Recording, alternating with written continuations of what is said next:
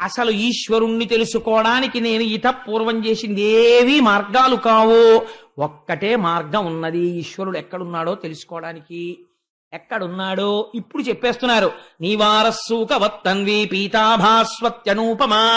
బొడ్డులో చిటికిన వేలు పెట్టుకుని పైకి బొటన వేలు పెడితే బొటన వేలు ఎక్కడ తగులుతోందో అక్కడ ఇలా వంగిన కమలం ఒకటి ఉన్నది. ఆ మధ్యలో ఒక అగ్నిహోత్రం వెలుగుతోంది. దాని మధ్యలో మళ్ళీ ఒక చిన్న బిందు ఉంది. దాని వేడి పైకి కిందకి పక్కలకి కొడుతోంది. అదే ఊర్ధమూలమధశాయి.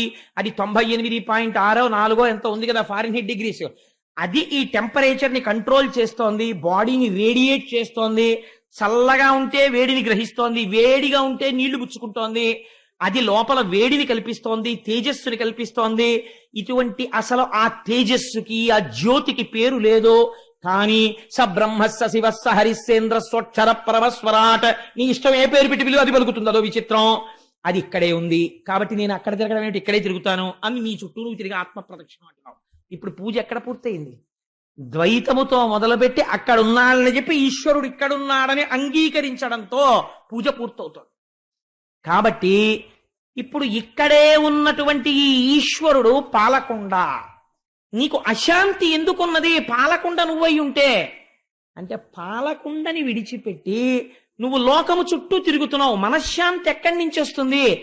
ఏది శాంతినిస్తుందో దాన్ని పట్టుకుంటే శాంతినిస్తుంది. నీకు చాలా ఎండగా ఉందండి అన్నాడు ఒక ఆయన. చాలా ఎండగా ఉందండి అని చెప్పి చొక్కా ఇప్పేసి బనీని ఇప్పేసి టోపీ తీసేసి మంచి నడినెత్తి మీద సూర్యుడు ఉండగా రోడ్డు మీదకి వెళ్ళి నిలబడ్డాడు. కూర్చుని ఏమిటండి ఎండ తల పగిలిపోతోంది అంటున్నాడు. అదేమిటయా ఎండగా ఉంది తల పగిలిపోతోందని రోడ్డు మీద కూర్చున్నా ఎందుకు? ఇంట్లోకి వెళ్ళి కూర్చో అన్నాడు అనుకోండి ఒక ఆయన. అదేమిటండి ఇంట్లో కూర్చుంటేనే చల్లగా ఉంటుందా అంటే ఇంట్లో కూర్చుంటేనే చల్లగా ఉంటుంది, రోడ్డు మీద కూర్చుంటే చల్లగా ఎందుకు ఉంటుంది? నీకు చల్లగా ఉండాలి అని అనుకుంటే ఇంట్లో ఉండాలి. నీ మనస్సు శాంతిగా ఉండాలి అంటే శాంతికరమైన పదార్థాన్ని నువ్వు పట్టుకోవాలి. ఎక్కడున్నది? అది ఇక్కడే ఉన్నది. ఇక్కడది పట్టుకోవడానికి బయట తిరిగితే దొరుకుతుందా? లోపలికి వెళ్ళాలి. బయటికి వెళ్ళడం తెలుసు, లోపలికి వెళ్ళడం మనకి తెలియదు. అది కూడా ఇవి తెరిచి బయట తిరుగుతావు, ఇవి తెరిచి బయట వింటావు, ఇవి తెరిచి బయటకు పీలుస్తావు, ఇది తెరిచి బయటకు తింటావు, ఇది తెరిచి బయటకు మాట్లాడతావు. ఈ లోపలికి వెళ్ళడం అసలు ఎప్పుడు ప్రయత్నమే చేయలేదు. ఇది చెయ్యడం క్షీరసాగర మథనం. ఇప్పుడు మందర పర్వతం కావాలి. ధ్యానమునందు నీకు కావలసినటువంటి ఆసనం సుఖంగా కూర్చోవడానికి. ముందు ఫిజికల్ డిస్కంఫర్ట్ ఉందనుకోండి, నేను ఇలా కూర్చోలేను అని నాకు తెలిసిపోయింది అనుకోండి, ఇంకా ధ్యానం ఏంటి నా బుర్రా. అందుకని నేను ఇలా కూర్చోగలను చాలాసేపు అని మీకు అనిపించిన ఆసనం వేసుకుని కూర్చుని ఈ బాహ్య నేత్రములు మూసేసి ఆంతర నేత్రములు తెరిచి భ్రూమధ్యమునందు అందుకని కుంకం బొట్టు ఉంచుకో ఉంచుకో ఉంచుకో అంటారు మన వాళ్ళు. ఇక్కడ ఉన్నటువంటి జ్ఞాననేత్రమును తెరిచి నువ్వు ఒక ధ్యాన శ్లోకం చదివి, నువ్వు ఏదో ఎవరినో పూజ చెయ్యాలనుకుంటున్నావు, దాని నామరూపాలతో పెద్ద ప్రమేయం ఏం లేదండి. మీరు ఎవరిని పూజ చేసినా ఒకటే. ఉదాహరణకి నేను పార్వతీ పరమేశ్వరుల్ని పూజ చెయ్యాలి అని సంకల్పం చేశాను అనుకోండి, వెంటనే నేను ఇలా జ్ఞాననేత్రం తెరిచి అధాంగ పూజ చేస్తున్నాను అనుకోండి, పార్వతీ పరమేశ్వరుల పాదములు చూడాలి అని నేను అనుకున్నాను. అనుకుంటే ఎలా ఉంటాయో నాకేం తెలుసు, ఎందుకు వచ్చింది ఇదంతా నాకేం గుర్తు ఏంటో పాదం ఎలా మీరు ఎప్పుడైనా చూడండి, నేను అన్నానని కాదు. మీరు ఇలా కూర్చుని ముందు పరమశివుడి పాదాల వంక చూసి ఆ పాదాలు ఎలా ఉంటాయి అని మీరు అనగానే బొట్టన వేళ్ల దగ్గర కన్ఫ్యూజన్ వచ్చేస్తుంది. అసలు ఏ పరిచయం లేనటువంటి ఒక ఆడదాని దగ్గరికి వెళ్ళి ఆవిడ చెప్పిన మాటలు వెంటనే నమ్మేయడం. అసలు ఇంకా నేను చెప్పింది ఏమీ లేదు, మీరు నమ్మేసి నాకు పెద్దరికం ఇచ్చేసి నా చేతిలో అమృతపాత్ర పెట్టేస్తున్నారే, ఎక్కడి నుంచి వచ్చావని కూడా నన్ను అడగలేదే, నేను ఇది పట్టుకుని అంతర్ధానం అయిపోతాయి, మీ బ్రతుకులు ఏమైపోతాయి, ఇంత కష్టపడ్డారు. ఆవిడ పాఠం చెప్తోంది. నిజంగా రాక్షసులు గ్రహించారనుకోండి ఈ పాఠం. అమ్మా నువ్వు యథార్థం మాట్లాడావు తల్లి, మేము ఈ పని చేసి ఉండకుండా ఉండాల్సింది అని ఆవిడ కాళ్ళ మీద పడి వెంటనే వాళ్ళ మనసు మార్చుకున్నారనుకోండి, క్షీరసాగర మథనం కథ వేరొకలా ఉంటుంది. ఈశ్వరుడి యందు దోషమా? చాలా మంది క్షీరసాగర మథనంలో అంటారంటే ఈశ్వరుడు మోసం చేసి రాక్షసులకి పెట్టలేదు కాదు, వాళ్ళు మోసపోయారు. మరి రాహువుకి ఎందుకు పోశారండి? రాహువు వచ్చి కూర్చుంటే తెలుసు శ్రీ మహావిష్ణువుకి, రాక్షసుడు కూర్చున్నాడని తెలిసి కూడా పోశారు. ఎందుకు పోశారు మీకు చెప్తాను, ధర్మం కాసేపాగి. అందుచేత ఈ మాటలు చెప్పారు. చెప్తే వాళ్ళు అన్నారు అలా కాదు, ఇందులో ఎవరికి వాళ్ళకి బలహీనత ఏమిటి? పోతన గారు బట్టబయలు చేసి చెప్పారు. ఇందులో ఇప్పుడు ఎవడైనా ఒకడు కొద్దిగా నిజమే ఆ అమ్మాయి ఎవరయా, ఆ అమ్మాయికి ఇవ్వడం ఏంటి అమృత పాత్ర, బుద్ధి ఉందా లేదా, ఏం మనలో పెద్దవాడు లేడా, వాడికి ఇవ్వండి అన్నాడు అనుకోండి, వాణ్ణి ప్రసన్నంగా చూడదేమో, మిగిలిన వాళ్ళనే ప్రసన్నంగా చూస్తుందేమో, తను దూరం అయిపోతానేమో అని. అబ్బాలే వారే అలా ఎందుకు చేస్తారండి బాబు, మిమ్మల్ని చూస్తే తెలియట్లేదు, మీ అంత మంచివారు లేరంటాడు అని నువ్వే పంచాలన్నారు. అందుకేగా నేను వచ్చింది కూడా. మోసపోతే నేనేం చేస్తా, సరే ఇవ్వండి అది పుచ్చుకుని అమృతం కదయా, అలా ఎలా తాగుతారు, స్నానం చేసి చక్కగా ఆచమనం చేసి రాక్షసులందరూ ఇలా కూర్చోండి, దేవతలందరూ ఇలా కూర్చోండి, పోసేస్తానండి. అంటే వీళ్ళు ఏమనుకున్నారంటే అలా ఎందుకు కూర్చోవాలి, తాగేవాడు తినేవాడు కలిసే కూర్చోవచ్చు కదా అని ఎవ్వడూ అడగలేదండి. అది విచిత్రం. ఏమిటంటే అమ్మా నువ్వు పోయడానికి విడిగా ఎందుకమ్మా కూర్చోవడం, పొడుగు వాళ్ళందరూ క్లాస్లో వెనక్కి కూర్చోండి, పొట్టి వాళ్ళందరూ ముందు కూర్చోండి అని ఒక టీచర్ అన్నాడు అనుకోండి, అందులో ఒక శాంక్టిటీ, ఒక పవిత్రత ఉన్నది. ఎందుకని పొడుగు వాళ్ళు ముందు కూర్చుంటే పొట్టి వాళ్ళకి కనపడదు కనుక. తప్ప అన్నం పెట్టేటప్పుడు, మంచినీళ్లు పోసేటప్పుడు, ఒకరి యొక్క శరీరమును పోషించడానికి అనువైనది పెట్టేటప్పుడు అన్ని పదార్థములు లోపల ఉన్న ఈశ్వరుణ్ణే తృప్తిపరుస్తున్నప్పుడు నువ్వు ఏ కారణం చేత వేరు చేయగలవు? చీమ తింటే లోపల ఈశ్వరుడే తింటున్నాడు, కుక్క తింటే ఈశ్వరుడు తింటున్నాడు. రామకృష్ణ పరమహంస ఈ ఒక శిష్యుడు ఉండేవాడు. ఆయన ఒకసారి ఒక ఇంటి వాళ్ళు విసిరినటువంటి విస్తరాకులు కుక్కలన్నీ కూర్చుని తింటున్నాయి, ఈయన కూడా మధ్యలో కూర్చుని అందులో ఉన్నది తింటున్నారు. తింటుంటే ఒక శిష్యుడు వచ్చి అన్నాడు, అదేంటండి అలా చేశారు, తప్పు కదా, కుక్కలతో కలిసి తినడమా అన్నాడు. అంటే ఆయన అన్నాడు, నాకు అలా అనిపించలేదు, నాకు బ్రహ్మముతో కలిసి బ్రహ్మమును తినుచున్నది అన్నాడు. ఎంత గొప్ప మాట చూడండి, తింటున్నది బ్రహ్మం. అహం వైశ్వానరో భూత్వా ప్రాణినాం దేహమాశ్రిత. ఈ లోపల అగ్నిహోత్రం ఉండి అది తింటోంది. ఆకలి వేసిన కుక్క తింటున్నప్పుడు లోపల వైశ్వానరుడు తింటున్నాడు. ఆకలి వేసిన పిల్లి తాగుతున్నప్పుడు వైశ్వానరుడు తాగుతున్నాడు.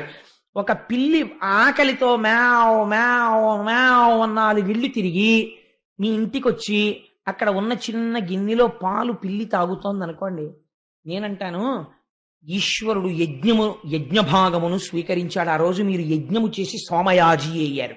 మీరు ఆ రోజున నా పేరు కోటేశ్వర సోమయాజి అని నేను చెప్పుకోవచ్చు. ఎందుకంటే ఈశ్వరుడు వచ్చి తాగాడు. నేను అలా చూడగలిగితే, నాకు పిల్లే కనపడింది అనుకోండి, దాన్ని ఒక్క దెబ్బ కొట్టాను అనుకోండి, ఏడుస్తూ వెళ్ళిపోతుంది. కానీ అజ్ఞానం ఉన్నటువంటి పిల్లిలో కూడా ఆకలిగా ఉండి పాలు తాగుతున్నవాడెవరు? ఈశ్వరుడే. అందుకని సర్వత్ర సమదర్శయ, అంతటా సమదర్శనం చేస్తాడు పండితుడు. భేదం చూస్తాడు అజ్ఞాని. కాబట్టి ఇప్పుడు ఏమవుతోంది, కూర్చునేటప్పుడు రాక్షసులు ఇటు కూర్చోండి, దేవతలు ఇటు కూర్చోండి. నా పలుకులు మోసపుచ్చేవిగా ఉంటాయి, నా తలపులు దావానలంగా ఉంటాయి, జాగ్రత్త అని చెప్పారు ఆయన. విన్నారా? వీళ్ళు అడిగిన వాడు లేడు. రాక్షసులందరూ ఇటు కూర్చున్నారు, దేవతలందరూ ఇటు కూర్చున్నారు. ఆవిడ ఏం చేసిందో తెలుసా అండి? నేను సభాముఖంగా ఈ మాట చెప్పకపోతే క్షీరసాగర మథనాన్ని నేను పూర్తిగా చెప్పిన వాడను కాను. అందుకని నేను చెప్తున్నాను. కానీ చెప్పేటప్పుడు నా మనస్సు పరమ పవిత్రమైనటువంటి స్థానంతో, స్థితితో చెప్తోంది. అది మీరు గమనించండి. దేవతలు ఇటు, రాక్షసులు ఇటు కూర్చున్నారనుకోండి, ఒకరికొకరు అభిముఖంగా ఉంటారు కదా. ఉన్నప్పుడు వీళ్ళు స్నానం చేసి వచ్చారు, వీళ్ళు స్నానం చేసి వచ్చారు, వీళ్ళు ఆచమనం చేశారు, వీళ్ళు ఆచమనం చేశారు, కూర్చున్నారు. నేనే మోహిని అనుకోండి, కాసేపు నేను దేవతల వైపుకి తిరిగి పోస్తున్నాను అనుకోండి, నా శరీరము వెనక భాగం పృష్ఠభాగం కదా రాక్షసులకు కనపడుతుంది. ఇటువైపు ఇద్దరికి పోసి ఆవిడ ఏం చేశారో తెలుసా అండి? ఇటు తిరిగి, నేను ఇంకంతకన్నా వాక్కు వాడలేను, మీరు భాగవతం చదువుకోండి, శరీరములో ఉన్నటువంటి అవయవములు కొంచెము ప్రకటముగా కనపడేటట్టు రాక్షసుల వైపు నిలబడేది. వాళ్ళు దానికి చాలా తృప్తి పడిపోయేవారు. ఆవిడ పమిట సర్దుకుని ఇటు తిరిగి వీళ్ళకి అమృతం పోసేది, మళ్ళీ అటు తిరిగేది. వీళ్లలో ఎవ్వడూ ఎందుకు మాట్లాడలేదంటే వీళ్ళకి అమృతం మీద దృష్టి లేదు, ఆవిడ అంగాంగముల యందు దృష్టి ఉంది. ఇదే పతనానికి కారణం. పురుషుడు ఎందుకు పతనం అవుతాడు అంటే అమృతాన్ని పోగొట్టుకుంటున్నాడు, తన మరణమును తాను కొని తెచ్చుకుంటున్నాడు. ఆవిడ చేసిన ఒకే ఒక పని ఇదే. వాడికున్న కామ బలహీనత చేత మొత్తము జాతిని గెలిచినది. అప్పటికీ ఇప్పటికీ అంతే. లోకమంతా నశించిపోతోంది. ఎందుకు నశించిపోతుంది? కామమునకు నువ్వు ఆ బలహీనత పెంచేసుకుంటున్నావు కనుక. నీ మనస్సు భావన అంతేనండి మార్పు. వెంటనే నువ్వు పార్వతీదేవిని చూశావనుకో, పాదములొక్కటే చూస్తావు చాలు. మా అమ్మ పాదములు అన్న భావనతో నువ్వు చూస్తే అంతే, నువ్వు పరిశుద్ధుడవైపోయి అమృతం వచ్చేస్తుంది చేతులకు, నువ్వు దేవత అయిపోతావు అంతే. ఈ భావన యందు తేడా. దేవతలకి ఇది అక్కర్లేదు. ఈ బాహ్యమైన శరీరమునందు వారికి కోరిక లేదు. వారికి అమృతపానము చెయ్యాలని కోరిక. వాళ్ళ వైపు పవిత్రంగా కనపడుతుంది, వీళ్ల వైపు మోహజనకముగా కనపడుతుంది. ఇలా పోసుకుంటూ వెళ్ళిపోతోంది. ఎవడికి వాడికే ఓ కోరికుంది. ఉదయం ఇలా పోసుకుంటూ వెళ్ళిపోతోంది, నిన్ను రూపులు ఇచ్చేటప్పుడు చూడండి గోపాలకృష్ణ గారు కనీసం వెనక వైపు కూడా ఇవ్వండి అన్నారు. ముందు వాళ్ళకి అందిపోతాయేమో అని. అంటే నిర్వహించేవాడి తాపత్రయం అలా ఉంటుంది, అందరికీ అందాలని. అందుకు నా మాట ఆయన అనగలిగారు. అంటే ఆయన యందు అందరికీ అందాలన్న పూజ్య భావన ఉన్నది, ఆయన దేవత అయి నిలబడ్డాడు కాబట్టి. కానీ కామన పెరిగిపోయింది అనుకోండి, ఒరే అటువైపే పోస్తోంది కానీ ఇటువైపు ఒకడికి పోయట్లేదు, ఈ దేవతల చివరి వరకు వెళ్ళిపోయిన తర్వాత లొల్లి అని తిప్పేస్తే ఏం చేస్తాం అని కడుపులో ఉంది. కానీ ఈ మాట అంటే నా వంక ప్రసన్నంగా చూడదేమో అని భయం ఎవడికి వాడికి. అందుకని వాడు మాట్లాడడం. ఇదే చెప్పారు పోతన గారు. కాబట్టి ఏం చేశారు, వీళ్ళు అడగరు. ఆవిడ దేవతలకి పోసుకుంటూ వెళ్ళిపోతుంది. వెళ్ళిపోతుంటే రాహు అన్నవాడు ఒక్కడు చూశాడు, రాక్షసుడు. చూసి ఈవిడ మనల్ని మోసం చేస్తోంది, కాబట్టి మనం ఏం చెయ్యాలి? దేవతల్లోకి వెళ్ళి కూర్చోడమే. కాబట్టి ఏం చేద్దాం, ఇటువైపు కూర్చున్నంతసేపు మనకు అమృతం దక్కదు. కాబట్టి మనం ఎటు కూర్చోవాలి? అటు కూర్చోవాలి. నువ్వు ఎటు కూర్చుంటావన్నది నీ మనస్సును బట్టి ఉంటుంది. కాయిన్కి, నాణ్యానికి రెండు వైపులా ఉన్నట్టే నువ్వు దేవతగా కూర్చుంటే అమృతం పోస్తుంది, నువ్వు రాక్షసుడిగా కూర్చుంటే మృత్యు వస్తుంది. కాబట్టి ఏమైంది, ఆయన వెళ్ళి అటు కూర్చున్నాడు. కానీ ప్రవృత్తి చేత రాక్షస ప్రవృత్తి. దేవతలలో కూర్చున్నాడు. కూర్చుంటే చాలా గమ్మత్తైన విషయం జరిగింది. ఈవిడ ఇటు పోస్తోంది, ఇటు తిరుగుతోంది, ఇటు పోస్తోంది, ఇటు తిరుగుతోంది. వీడు మోహిస్తున్నాడు, వాడు అమృతం పొందుతున్నాడు. ఈవిడ రాహువు దగ్గరికి వచ్చింది. వచ్చేటప్పటికి ఆవిడికి ఈ పక్కన కూర్చున్న వాళ్ళిద్దరు రాహువుకి ఇటు సూర్యచంద్రులు కూర్చున్నారు. వాళ్ళిద్దరికీ అమృతం పోస్తున్నప్పుడు వాళ్ళు అన్నారు వాడికి పొయ్యకూడదు, రాక్షసుడని చెప్పారు. ఇలా అనగానే సూర్యుడు అన్నాడు, చంద్రుడు ఉన్నాడు. సూర్యుడికి పోసిన తర్వాత చంద్రుడు దగ్గరికి వెళ్ళింది. చంద్రుడికి పోయిగానే ఆయన అన్నాడు వాడు వచ్చి ఇక్కడ కూర్చున్నాడు అన్నాడు. కనిపెట్టాడు శ్రీమన్నారాయణ. రాహు వచ్చి కూర్చున్నాడు ఇక్కడని. ఎంత గమ్మత్తుగా ఉంటుందో చూడండి ధర్మం. అమరవ్రాతములోన దొచ్చి దివిజుండై రాహు పీయూష పానము సేయంగని చంద్రభాస్కరులు సన్నల్సేయ నారాయణుండమరారాతి శిరంబు చక్రహతి దుర్మాడన్ సుధాసిక్తమై అమరత్వంబును చెందె మూర్ధము తదన్యాంగంబు నేలంపడం. అమృతం పొయ్యవలసి వచ్చినప్పుడు వెంటనే ఆయన మోహింప చెయ్యాలంటే ఓ మాట అనొచ్చు. అదేమిటో ఇటు కూర్చున్నావు, అటు కూర్చో అందనుకోండి. ఇప్పుడు రాహు ఏం చేయాలి? రాక్షసులందరూ ఈవిడిని సపోర్ట్ చేస్తారు కదా, ఈవిడి దగ్గర ప్రసన్నత కావాలి. అవునవును మావాడే అటు కూర్చున్నాడు, వేరే విటొచ్చాయి అంటారు ఆవిడ దగ్గర మెహర్బానీ కోసం. కానీ ఎంత ధర్మం పాటించారో తెలుసా అండి? భోజనం చేసేటప్పుడు కానీ, మనం ఏదైనా పానీయం తీసుకునేటప్పుడు కానీ మీ ఇష్టాయిష్టములను చూడరాదు. ఒక పంక్తి మీ ఇంట్లో జరుగుతోంది అనుకోండి, ఎంత గొప్ప అతిథి కానివ్వండి, మీకు ఎంత కావలసిన వాడు కానివ్వండి, అయ్యా నేను కొంచెం తొందరగా వెళ్ళిపోవాలండి భోజనం చేసి, నా ట్రైన్ టైం అయిపోతుంది, నాకు ఎక్కడో అక్కడ పెట్టించేద్దరు అన్నాడు అనుకోండి, పొరపాటున కూడా ఒకరి దగ్గరికి వెళ్ళి అయ్యా మీరు నెక్స్ట్ పంక్తిలో తిందురు కానీ కొంచెం ఆయన వెళ్ళిపోవాలట, ఆయన్ని కూర్చోనివ్వండి అని అనరాదు. ఇందువల్ల రాక్షసుడైన అమృతం పోశాడు తప్ప పంక్తి మించి లేపకూడదు. అది పరమదోషం అన్నింటికన్నా. మహాపాపమేమి పంక్తిలో కూర్చున్న వాళ్ళని ఏ భేదము చెప్పి కూడా, ఎంత బలవత్తరమైన కారణము మీరు చెప్పి కూడా, పంక్తి యందు ఒకసారి కూర్చుంటే వారికి నేను పొయ్యనని కాని, తినకూడదని కాని, నేను వడ్డించనని కాని మీరు అనడానికి వీల్లేదు. ఈశ్వర స్వరూపం అంతే. మీరు పొయ్యవలసిందే, మీరు పెట్టవలసిందే తప్ప భేదమును చూడడము శాస్త్రమునందు మహాదోషము. కాబట్టి రాహువే అని తెలుసు శ్రీమన్నారాయణుడికి. పోషించాడు అంతే అమృతం. ఇప్పుడు ఆయన ఏం చేశాడు? తాగాడు. తాగగానే అదేమైంది? కిందకి దిగింది అనుకోండి, రాక్షస శరీరం అమృతత్వాన్ని పొందేస్తుంది. వాడు చాలా అల్లరి చేస్తాడు. ఆ ప్రవృత్తి రాక్షస ప్రవృత్తి, అది మంచి ప్రవృత్తి కాదు. కాబట్టి ఇప్పుడు ఉండడానికి వీల్లేదు. వెంటనే సుదర్శనం ప్రయోగించాడు. వాడు ఇలా అమృతం పొయ్యిగానే ఇలా నోట్లో పోసుకుని గుటక్కమన్నాడు. ఇంకా ఇక్కడ వరకు వెళ్ళింది. సుదర్శనం వేసి కుత్తుకు కోసేశాడు. కోసేస్తే ఈ క్రిందికి అమృతం వెళ్ళలేదు. అందుకని ఇదేమైపోయింది, తదన్యాంగంబు నెలంపడన్, ఇది చచ్చిపోలేదు, బతికుండిపోయింది. ఇదేమైపోయింది, మృత్యువుని పొంది సుదర్శన చక్రధార ధారల చేత కింద పడిపోయింది. ఏకకాలమునందు ధర్మాధర్మములను ఆవిష్కరించాడు. పంక్తి ఎందు పొయ్యడం ధర్మం, రాక్షసుడు బ్రతికుంటే ప్రమాదం తెస్తాడు కాబట్టి నిర్జించడం ధర్మం. కానీ ఈలోగా వాడు తాగాడు, కంఠం వరకు ఉండిపోయింది. కాబట్టి ఈ పైభాగం మృత్యువు లేదు. కాబట్టి వీడు ఏమండే ఏమో వాడు రాక్షసుడు అవుతాడని ఎలా తెలుసు శ్రీ మహావిష్ణువుకి? అలా ఎలా కొట్టేశారు సుదర్శనం పెట్టి అని మీరు అడగచ్చు. ఆనాటి నుంచి ఈనాటి వరకు పక్కన సైగ చేశారని సూర్యచంద్రుల్ని గ్రహణ రూపంలో పట్టుకుంటాడు. రాక్షస ప్రవృత్తే కాదా? కాబట్టి అది పాపగ్రహమే, రాక్షస గ్రహమే. చూశారా బ్రహ్మగారు ఏం చేశారో తెలుసా అండి? అమృతత్వాన్ని పొందాడు, శిరస్సు అమృతం తాగిందని ఎక్కడికక్కడ ధర్మం తప్పరు దేవతలు. తెలిసి తెలియని వాళ్ళు వెర్రి వెర్రి కథలు చెప్తారు. క్షీరసాగర మథనం మీరు ధర్మం నేర్చుకోవడానికి.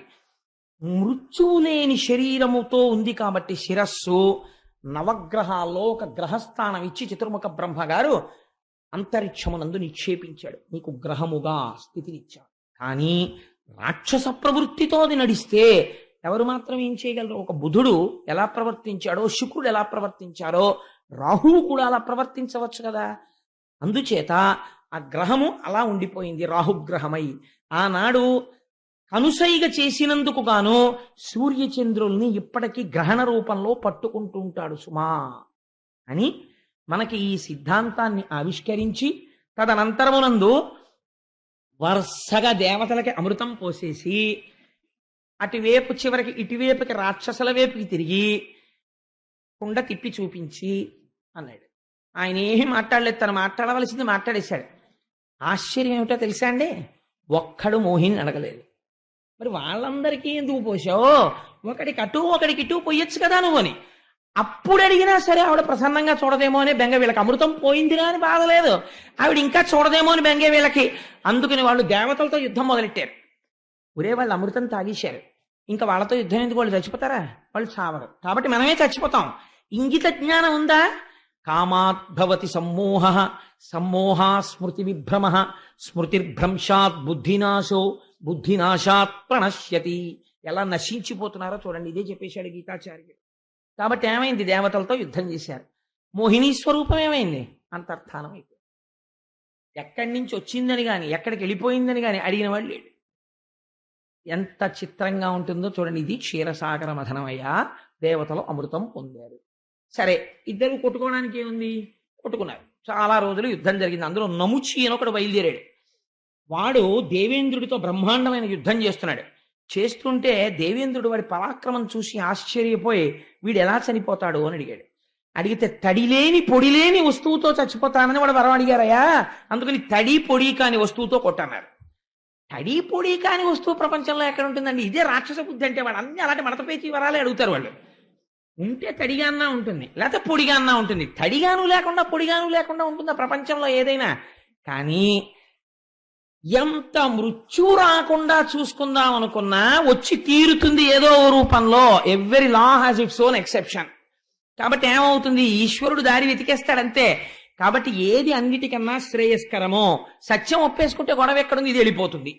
ఇది నేను కాదు, ఇది వెళ్ళిపోతుంది. లోపల ఉన్నది నేను, అది ఎప్పుడు వెళ్ళదు అన్నారనుకోండి, ఎంత హాయ్. సత్యాన్ని పట్టుకోవచ్చు.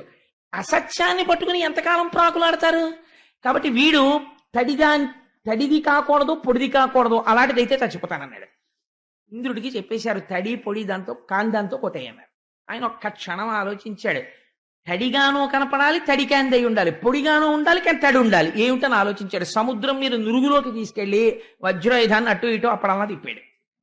నురుగు తడా అంటే పొడి, ఎందుకంటే నీళ్ళల్లా లేదు. పొడా పుట్టుకుంటే తడి. కాబట్టి తడా పొడా ఏమో, తడి కాదు పొడి కాదు. కాబట్టి నురుగులో వజ్రాయుధాన్ని అటు ఇటు తిప్పి వేశాడు. చచ్చిపోయాడు. అంతే. ఏమైంది అంటే మృత్యువుని తప్పించుకుందామని నీ బుద్ధితో ఎంత ఆలోచించినా దాన్ని నువ్వు తప్పించుకునేది కాదు సుమా. నీ బుద్ధికి అతీతమైన స్థితిలో ఈశ్వరుడు దాన్ని తెస్తాడు.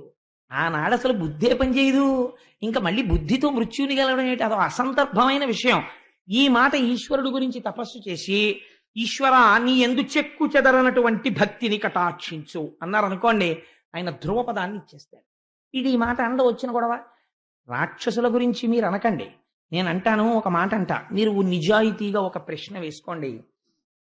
మనం సాధారణంగా ఓ మాట చెప్తుంటాం, ఎందుకండి అలా ఉన్నారు అన్నారు అనుకోండి, నా కాలు బాగోలేదండి, అందుకే నా కాళ్ళు తెల్లగా లేవు, నా పాదాలు తెల్లగా లేవండి, మట్టి పట్టేసింది పాదయాత్ర వల్ల, అందుకే దిగులుగా ఉన్నాను అని ఎవరైనా అండం మీరు విన్నారా?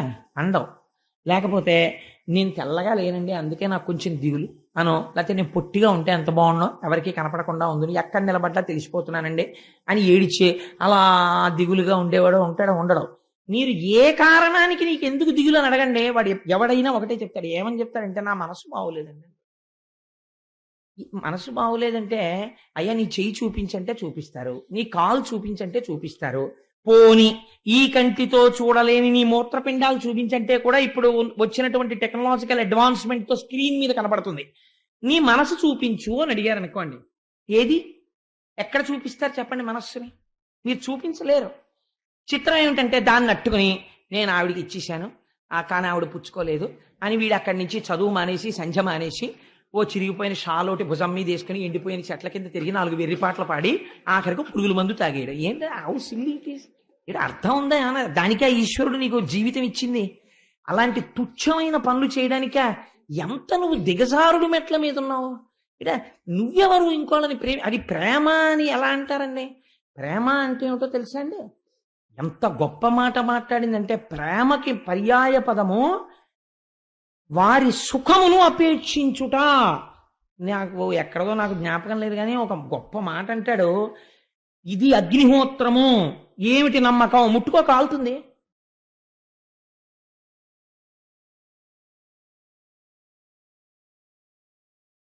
ఇది నీరు, ఏమిటి నమ్మకం, ముట్టుకో చేయి తడుస్తుంది. ఇది గాలి, ఏమిటి నమ్మకం, నీకు తగిలితే హాయిగా ఉంటుంది.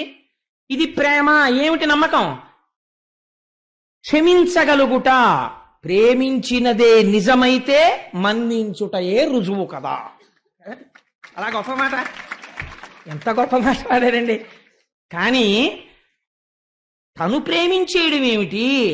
ఆవిడేమో అదేమిటంటే, బాబాయ్ నాకేం, నేను చదువుకోవడానికి వచ్చానంటే నువ్వు గొడ్డళ్ళట్టుకుని కత్తులట్టుకుని నువ్వు తిరగడం, యాసిల్ బాటిల్ చెట్టుకుని ఏంటంటే ప్రేమ. నువ్వు చాలా అన్యాయమైన మాట మాట్లాడుతున్నావు. అది ప్రేమ కాదది, అది రాక్షస కాముకత్వము. నువ్వెవరు అలా మాట్లాడడానికి అసలు? అంటే ఇవాళ ఒక తప్పు స్థాయిలో ఎక్కడ ఏ మాట వాడబడకూడదో ఆ మాట వాడబడినది. ఒక మాట తప్పుగా వాడితే జాతి మొత్తం వక్రీకరణ అయిపోతుంది. ఇవాళ ప్రేమ అన్న మాట ఎక్కడ వాడబడకూడదో అక్కడ వాడబడుతోంది. ఈ దౌర్భాగ్యపు పనికి ఎవడు కర్త? సినిమాలకి డైలాగులు రాసిన దౌర్భాగ్యులు. వాడు రాశాడు ఇది మొట్టమొదట. ఒక మాటని, ఒక పరమ పవిత్రమైన మాటని పట్టుకొచ్చి యజ్ఞములో వెలుగుతున్న అగ్నిహోత్రాన్ని తీసుకొచ్చి శవం మీద పెట్టాడు. ప్రేమ అన్న మాట ఎక్కడ వాడాలో తీసేసి ఒక దౌర్భాగ్యమైన చోట తీసుకెళ్లి ఈ మాట పెట్టాడు. అది నిజమనుకుని తరతరాలు నాశనం అయిపోతున్నాయి. తల్లిదండ్రులు పెంచి పోషించుకున్న ఎందరో పిల్లలు నశించిపోతున్నారు. పెద్దలకి భయం వచ్చేస్తోంది, కాలేజీకి పంపించడానికి భయం, బస్సులు ఎక్కించడానికి భయం. అది యువతరము యొక్క దోషము కాదు. మీరు మంచి మాట చెప్పండి, వినడానికి వాళ్ళు సిద్ధంగా ఉంటారు. 1,000,000 మంది వివేకానందులు అవుతారు. చెప్పేవాడి ఎందు దోషం, వాడికి అసలు ఆ మాట తప్పురా, నువ్వు ఆ మాట వాడడానికి వీల్లేదు. అది ప్రేమ కాదు, కాముకత. కాముకత ఉన్నవాడు రాక్షసుడని క్షీరసాగర మదనని చెప్పు. వాడికి ప్రేమ అంటే ఏమిటో తెలుస్తుంది. అసలు ఆ మాటే వాడడు. నీకు తెల్లవారు లేస్తే నీ ఇష్టం వచ్చినట్టు మాటల్ని ఎక్కడ వాడకూడదో అక్కడ వాడతావా? దానివల్ల ఎంత ప్రమాదం జరుగుతోంది జాతికి. నీకు గుర్తింపు లేదా? 1,000,000 శతఘ్నులు పట్టుకుని శత్రువు దేశం మీదకొచ్చేటటువంటి ప్రమాదం కన్నా మనవాడే ఒక మాటని ఒక చోట వాడవలసింది వేరొక చోట వాడి తరాల్ని తప్పుత్రోవ పట్టిస్తే సంస్కృతికి జరిగినటువంటి ప్రమాదము ఎక్కువ. ఇవాళ దేశం ఆ స్థితికే వచ్చేసింది. కాబట్టి ఎంత అందమైనటువంటి స్థితిని తీసుకొస్తున్నారో చూడండి. ఆ క్షీరసాగర మథనమునందు ఇటువంటి స్థితిలో రాక్షసులందరూ అమృతమును పోగొట్టుకొనిరి. కాబట్టి ఒక అద్భుతమైనటువంటి తీర్పు చెప్తారు. పోతన గారు అంటారు, అమరుల్ రక్కసులున్ ప్రయాస బల సత్వార్థాభిమానంబులన్ సములై లబ్ధ వికల్పులైరి అమరుల్ సంశ్రేయముం పొంది రై అమరారుల్ బహుదుఃఖముల్ కనిరి తామత్యంత దుర్గర్వులై కమలాక్షున్ శరణంబు వేడని జనుల్ కళ్యాణ సంయుక్తులే. ఎవరైతే పరమేశ్వరుణ్ణి శరణాగతి చేసి ఆయన మాట యందు నమ్మకము లేని వారుంటారో వారికి శుభములు జరగమంటే ఎక్కడి నుంచి జరుగుతాయి?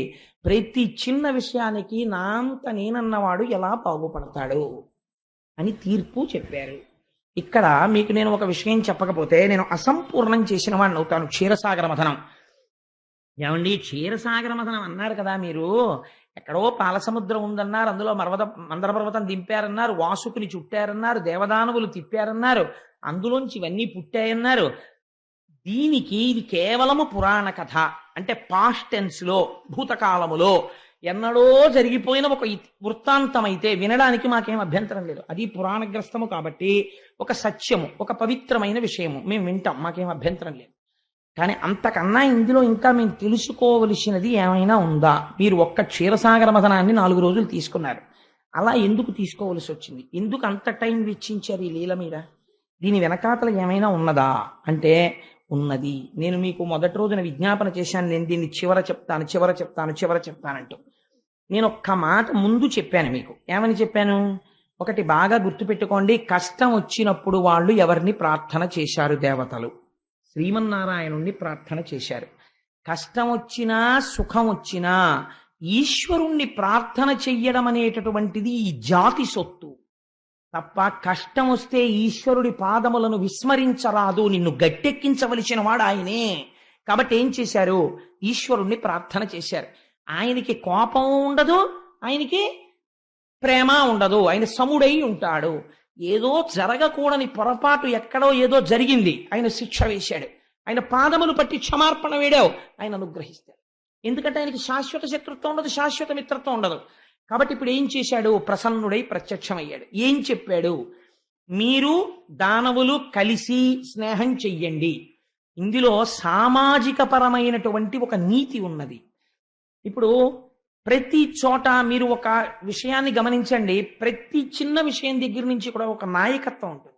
ఇప్పుడు మన దేహం ఉన్నదనుకోండి, దేహమునకు అన్నిటికన్నా బయటికి నడిపించే వాటిని ఇంద్రియములు అంటారు. గుర్రములై నడిపిస్తాయి అవి. అన్ని ఇంద్రియాలే, జ్ఞానేంద్రియాలు 5, కన్ను ముక్కు చెవి నాలుక ఇలాంటివి. అయినా అన్నిటికీ ఒక మాటే వెయ్యరు, దేనికి దానికే పేర్లు వేరు.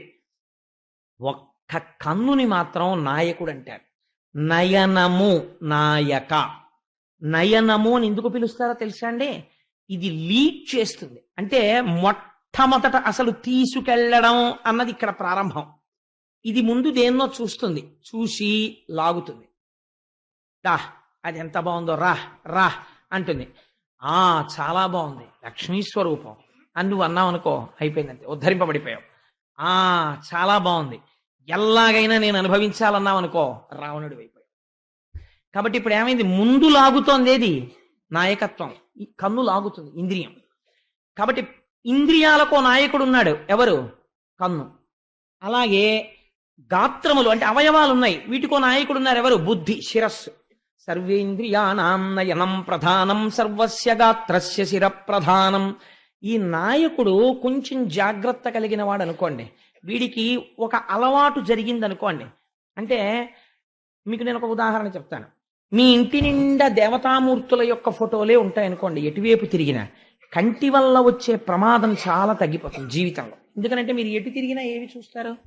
ఈశ్వరమూర్తులే కనపడుతుంటాయి. కాబట్టి మనస్సుని వెంటనే దుష్ప్రభావం చూపించే సన్నివేశాన్ని మీ ఇంట్లో తగ్గించేసుకున్నారు. కాబట్టి సగం పాప చింతన తగ్గిపోయి ప్రశాంతంగా ఉంటారు. ఉదాహరణకి మీ మనస్సుని రెచ్చగొట్టేవి తెచ్చి మీరు చాలా పెట్టుకున్నారనుకోండి, పెట్టి నువ్వు చాలా ప్రశాంతంగా ఉండు, నువ్వు చాలా ప్రశాంతంగా ఉండన్నారు అనుకోండి, అది ఉండదు. కింద అగ్నిహోత్రం పెట్టి పాలిడితే పొంగకే పొంగకే పొంగకే అన్నారనుకోండి, పొంగకుండా ఉంటుంది ఏమిటి? పొంగుతుంది. కింద అగ్నిహోత్రం ఉంది. కాబట్టి మీ ఇల్లు మీ సంస్కారాన్ని చెప్పేస్తుంది. మీరు ఎలా ఉండాలనుకుంటున్నారో మీ ఇల్లు చూస్తే చెప్పేయచ్చు. మీ ఇంటికి వచ్చి ఒక్కసారి అలా ఒకసారి గోడల వంక చూసాం అనుకోండి, కబ్బోర్డ్స్ వంక చూసాం అనుకోండి, ఓహో వీరు ఈ స్థాయిలో ఉన్నవారు తెలిసిపోతుంది. ఎందుకని తెలిసిపోతుంది? అందుకే ఇల్లు చూసి ఇల్లాలని చూడు. ఎందుకని ఆ ఇంటిని బట్టి ఆయన సంస్కారం చెప్తుంది, ఆయన స్నేహితుల్ని బట్టి ఆయన మనస్సు చెప్తుంది. కాబట్టి ఏమైపోయింది అంటే, నాయకత్వం ఉంది. ఇంద్రియములకు కన్ను నాయకుడు, అవయవములకు బుద్ధి నాయకుడు, కుటుంబమునకు తండ్రి నాయకుడు. మీకు అందుకే ప్రపంచంలో ఒక గొప్ప లక్షణం ఉందండి. ఏ నాయకుడు దాని వెనక వాళ్ళని రక్షించుకోవాలి. కన్ను చూడకూడని దాన్ని చూడకుండా ఉండడానికి కావలసినవే పెట్టుకుంది అనుకోండి, ఇంట్లో పెట్టుకుని కన్ను దాన్ని చూసి ఊరుకుంటోంది అనుకోండి, చూసి సంతోషిస్తోంది అనుకోండి, మిగిలిన ఇంద్రియాలన్నీ హాయిగా ఉంటాయి. బుద్ధి దేని ఎందో మీకు ప్రమాదం లేని దాని ఎందు తీసుకెళ్లి బుద్ధిని పెట్టారనుకోండి, మిగిలిన అవయవాలన్నీ హాయిగా ఉంటాయి. అలా తండ్రి తన కర్తవ్యాన్ని తాను నిర్వహిస్తూ తన ఇంట్లో తన పని తాను చేస్తున్నాడు అనుకోండి, బిడ్డల పట్ల తను ఎలా ఉండాలో అలా తాను ఉంటున్నాడు అనుకోండి, తను భార్య పట్ల ఎలా ఉండాలో అలా ఉంటున్నాడు అనుకోండి. భార్య అంటే జ్ఞాపకం పెట్టుకోండి, భార్య అంటే దాసిగా చూచుట కాదు, భార్య ఆత్మసమస్సఖ. నీ ఆత్మ ఎటువంటిదో నీ భార్య అటువంటిది. నీ ఆత్మకి తెలియకుండా నువ్వేమైనా చెయ్యగలవా? ఏమీ చెయ్యలేవు, ఆత్మకి తెలిసిపోతుంది. నీ భార్యకి తెలియకుండా నువ్వు చెయ్యవచ్చా? చెయ్యకూడదు. అందుకే శివుడు ఏది చెప్పినా పార్వత్యువాచ, పార్వతీదేవి అడుగుతుంది, పార్వతీదేవికి చెప్తాడు. నువ్వు ఏది చేసినా అది ఒక క్రమశిక్షణ. ఆవిడ ఏమనకపోవచ్చు, అయినా సరే నువ్వు భార్యకి చెప్తూ ఉండాలి. ఇవాళ ఓ 20 రూపాయలు ఖర్చు పెట్టాను, ఏంటి బండిలో ఓ 3 లీటర్లు పెట్రోల్ కొట్టించాను. ఎందుకంటే అది భార్య విధేయత కాదు. అలా చెప్పడం ఒక అలవాటు అయిందనుకోండి. చాలా మంది ఒక పొరపాటు పడుతుంటారు. అలా చెప్పడం, ఎందుకంటే 3 లీటర్లు పెట్రోల్ కొట్టించాను ఆవిడ చెప్తాడు అంటారు. కాదు, మీరు 200 పర్సులో పెట్టుకుంటే 3 లీటర్ల పెట్రోల్ కొట్టించానని మీ భార్యకి చెప్పడం మీరు అలవాటు చేసుకున్నారనుకోండి.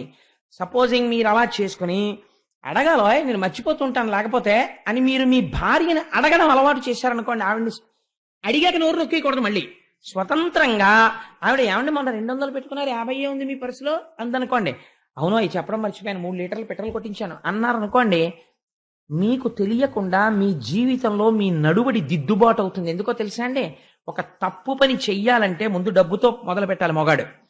వెంటనే ఏం ఆలోచన వస్తుందంటే, ఇది అడిగితే ఏం చెప్పాలి, ఇన్నాళ్ళు ఎప్పుడూ చెప్పలేదు, ఎందుకు ఈ అబద్ధాలు చెప్పడం. ముందు మీకు ఒక స్పీడ్ బ్రేకర్ వస్తుంది ఎదురు. ఎలా అంత నన్ను నమ్మిన మనిషి, నేను ఏది చెప్తే అది నిజమని నమ్ముతుంది. నేను ఖర్చు పెట్టిన ఈ 150 రూపాయలు ఏ పద్దులో వేసి చెప్పను, నేనేదో గుడికి ఇచ్చాను అని చెప్తాను. ఎంత మంచి పని చేశారండి, ఈ నెలలోనే మన పెళ్లి రోజు కూడా అనంటే నువ్వు బతికినట్ట చచ్చిపోయినట్ట ఆ రోజున. కాబట్టి ఎందుకు వచ్చిన పని అని ఆగిపోతావు. కాబట్టి ఏం చెయ్యాలి అంటే, పురుషుడు భార్యతో ప్రవర్తించేటప్పుడు ఆత్మతో ప్రవర్తించినట్టు ప్రవర్తించమని చెప్తోంది శాస్త్రం. తప్ప భార్య అంటే నోరు నొక్కేసి నీ దగ్గర ఏదో దాసిపడున్నట్టుగా పడున్నట్టు చూడమని ఎవరు చెప్పలేదు. లేకపోతే నీకు క్రమశిక్షణ ఎక్కడి నుంచి వస్తుంది? నీ అంత నువ్వు అలవాటు చేసుకోకపోతే. ఏనుగు లొంగింది మావటివాడి అంకుశానికి, తనంత తాను మావటివాడిని పట్టుకుని తొండంతో చుట్టి అవతల బారేయగలదు ఏనుగు తలుచుకుంటే. కానీ ఇంత డొక్కు మావటాడోడు వచ్చి ఆ అంకుశం పట్టుకుని అంటే, ఐశ్వర్య స్థానము కుంభస్థలముగా ఉన్న ఏనుగు అవతల పిల్లాడిస్తున్న రూపాయికి ఇలా తొండం చాపి రూపాయి ఇచ్చుకుని మామటాడికి ఇచ్చి తొండనెత్తి పిల్లాడికి ఆశీర్వచనము చేయుచున్నది. ఎందువలన? ఒక మావటికి ఏనుగు లొంగినది. నువ్వు నీ భార్యకి లొంగి ఏనుగులా ఎందుకు నిన్ను నువ్వు సంస్కరించుకోలేవు? నీకు ముందు మెట్టెక్కుదామన్న ఆలోచన లేదు, అందుకని సంస్కరించుకోలేవు. ఒక ఏనుగుని చూస్తే నువ్వు మారచ్చు. ఒక ఏనుగులా, వెంకటాచలం ముందు నిలబడిన ఏనుగులా నువ్వు మారిపోవచ్చు. మావటి లాంటి నీ భార్య దగ్గర లొంగి ఆ జీవితాన్ని సంస్కరించుకోవాలనుకుంటే అలా మారవచ్చు. కాబట్టి మావటి కూడా ఓ గమ్మత్తు ఉంటుందండి. మావటి రూపాయి పుచ్చేసుకుంటుంది. అరటిపండు ఇచ్చారనుకోండి, ఏనుగు నోట్లో పడేసుకుంటే మావటి ఏమండం. కానీ అరటిపండు నోట్లో వేసుకుంటున్నా మావటాడు లాగేసుకున్నాడు అనుకోండి, తొండం పెట్టోడు కొడుతుంది ఏనుగు. కాబట్టి మళ్ళీ అప్పుడు ఎలా ఉండాలి భార్య దగ్గర? ఏమో అయ్యప్ప స్వామి గుళ్ళో ఓ స్తంభానికి ఓ 1200 రూపాయలు ఇద్దాం అనుకుంటున్నాను మన ఇద్దరి పేరు మీద అని అనుకోండి. ఎందుకు? నోర్మోయ్, ఈ 1200 నిన్ను నన్ను ఏం ఉద్ధరించేయో, కొంత పుణ్యానికి కూడా ఇవ్వాలి అని నువ్వు అరటిపండు తినద్దన్న మామటిని తొండం పెట్టి కొట్టినట్టు కొట్టగలగాలి. అప్పుడు అంటే కొట్టమని కాదు నా ఉద్దేశం, సంస్కరించగలగాలి. అప్పుడు నువ్వు చెయ్యి ఇలా చిటికిన వేలు పట్టుకున్నందుకు ఆవిడ్ని ధర్మంలోకి తెచ్చావు. ఆవిడికి నువ్వు చెప్పి వినడంలో నువ్వు ఏనుగు అయి నిలబడ్డావు.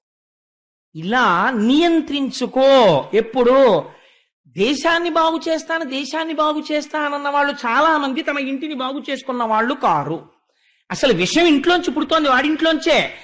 అన్ని అరిష్టాలు వాడింట్లోనే ఉన్నాయి. కానీ దారుణం ఏమిటంటే వాడే దేశాన్ని సంస్కరిస్తానని చెప్పేవాడు. లలిత సుగుణజాల తెనుగుబాలలో కట్టుకున్న సతిని నట్టేటిలో ముంచి కన్నవారి నోట గడ్డ కొట్టి సభలకెక్కువాడు చచ్చు పెద్దమ్మరా లలిత సుగుణజాల తెనుగుబాల అంటాడు ఆయన. కాబట్టి ప్రతి ఇంట్లో పురుషుడు తన ఇంటిని నిర్వహించుకున్నాడు అనుకోండి నాయకుడై, నువ్వు ఇంకా దేశానికి ఏమీ చెయ్యక్కర్లేదు. నువ్వు చెయ్యవలసినది నువ్వు చక్కగా చేస్తుంటే నీ భార్య పట్ల మర్యాదతో ప్రవర్తించి, నీ కొడుకుల పట్ల నీ కర్తవ్యం నువ్వు నిర్వహించి, నీ కూతురు పట్ల నీ కర్తవ్యం నువ్వు నిర్వహించి, నువ్వు ఎలా నడువడితో ఉండాలో అలా నడువడితో ఉంటే నీ ఇల్లు ఆదర్శం అవుతుంది. నీ పక్కింటి వాడు అలా ఉంటే ఆ ఇల్లు ఆదర్శం అవుతుంది. ఇన్ని ఇళ్ళు కలిస్తే ఓ అపార్ట్మెంట్ ఆదర్శం అవుతుంది. 10 అపార్ట్మెంట్లు ఇలా ఉంటే ఆ స్ట్రీట్ ఆదర్శం అవుతుంది. అలాంటి వీధులు గొప్పగా ఉంటే ఆ పట్టణం ఆదర్శం అవుతుంది. అలాంటి పట్టణాలు గ్రామాలు కలిసి ఉంటే ఒక దేశం ఆదర్శం అవుతుంది. అది రామరాజ్యం అవుతుంది. ప్రారంభము ఇక్కడ నుంచి ప్రారంభం కావాలి. ఇక్కడ సంస్కారం లేదు, నీ ఇంట్లో సంస్కారం లేదు, నువ్వు దేశాన్ని ఉద్ధరించేవాడివా? ఎలా ఉద్ధరిస్తావు? అందుకే రామచంద్ర ప్రభువు ఒక మాట అంటారు, ఒకటి చెప్పే ముందు ఏది ఉండాలో తెలుసా? తనకి నడువడి ఉండాలి. లేకపోతే లోకం ఏమంటుందో తెలుసా? అన్నీ విని వాడికే లేదు ఏదో చెప్తాడంటుంది.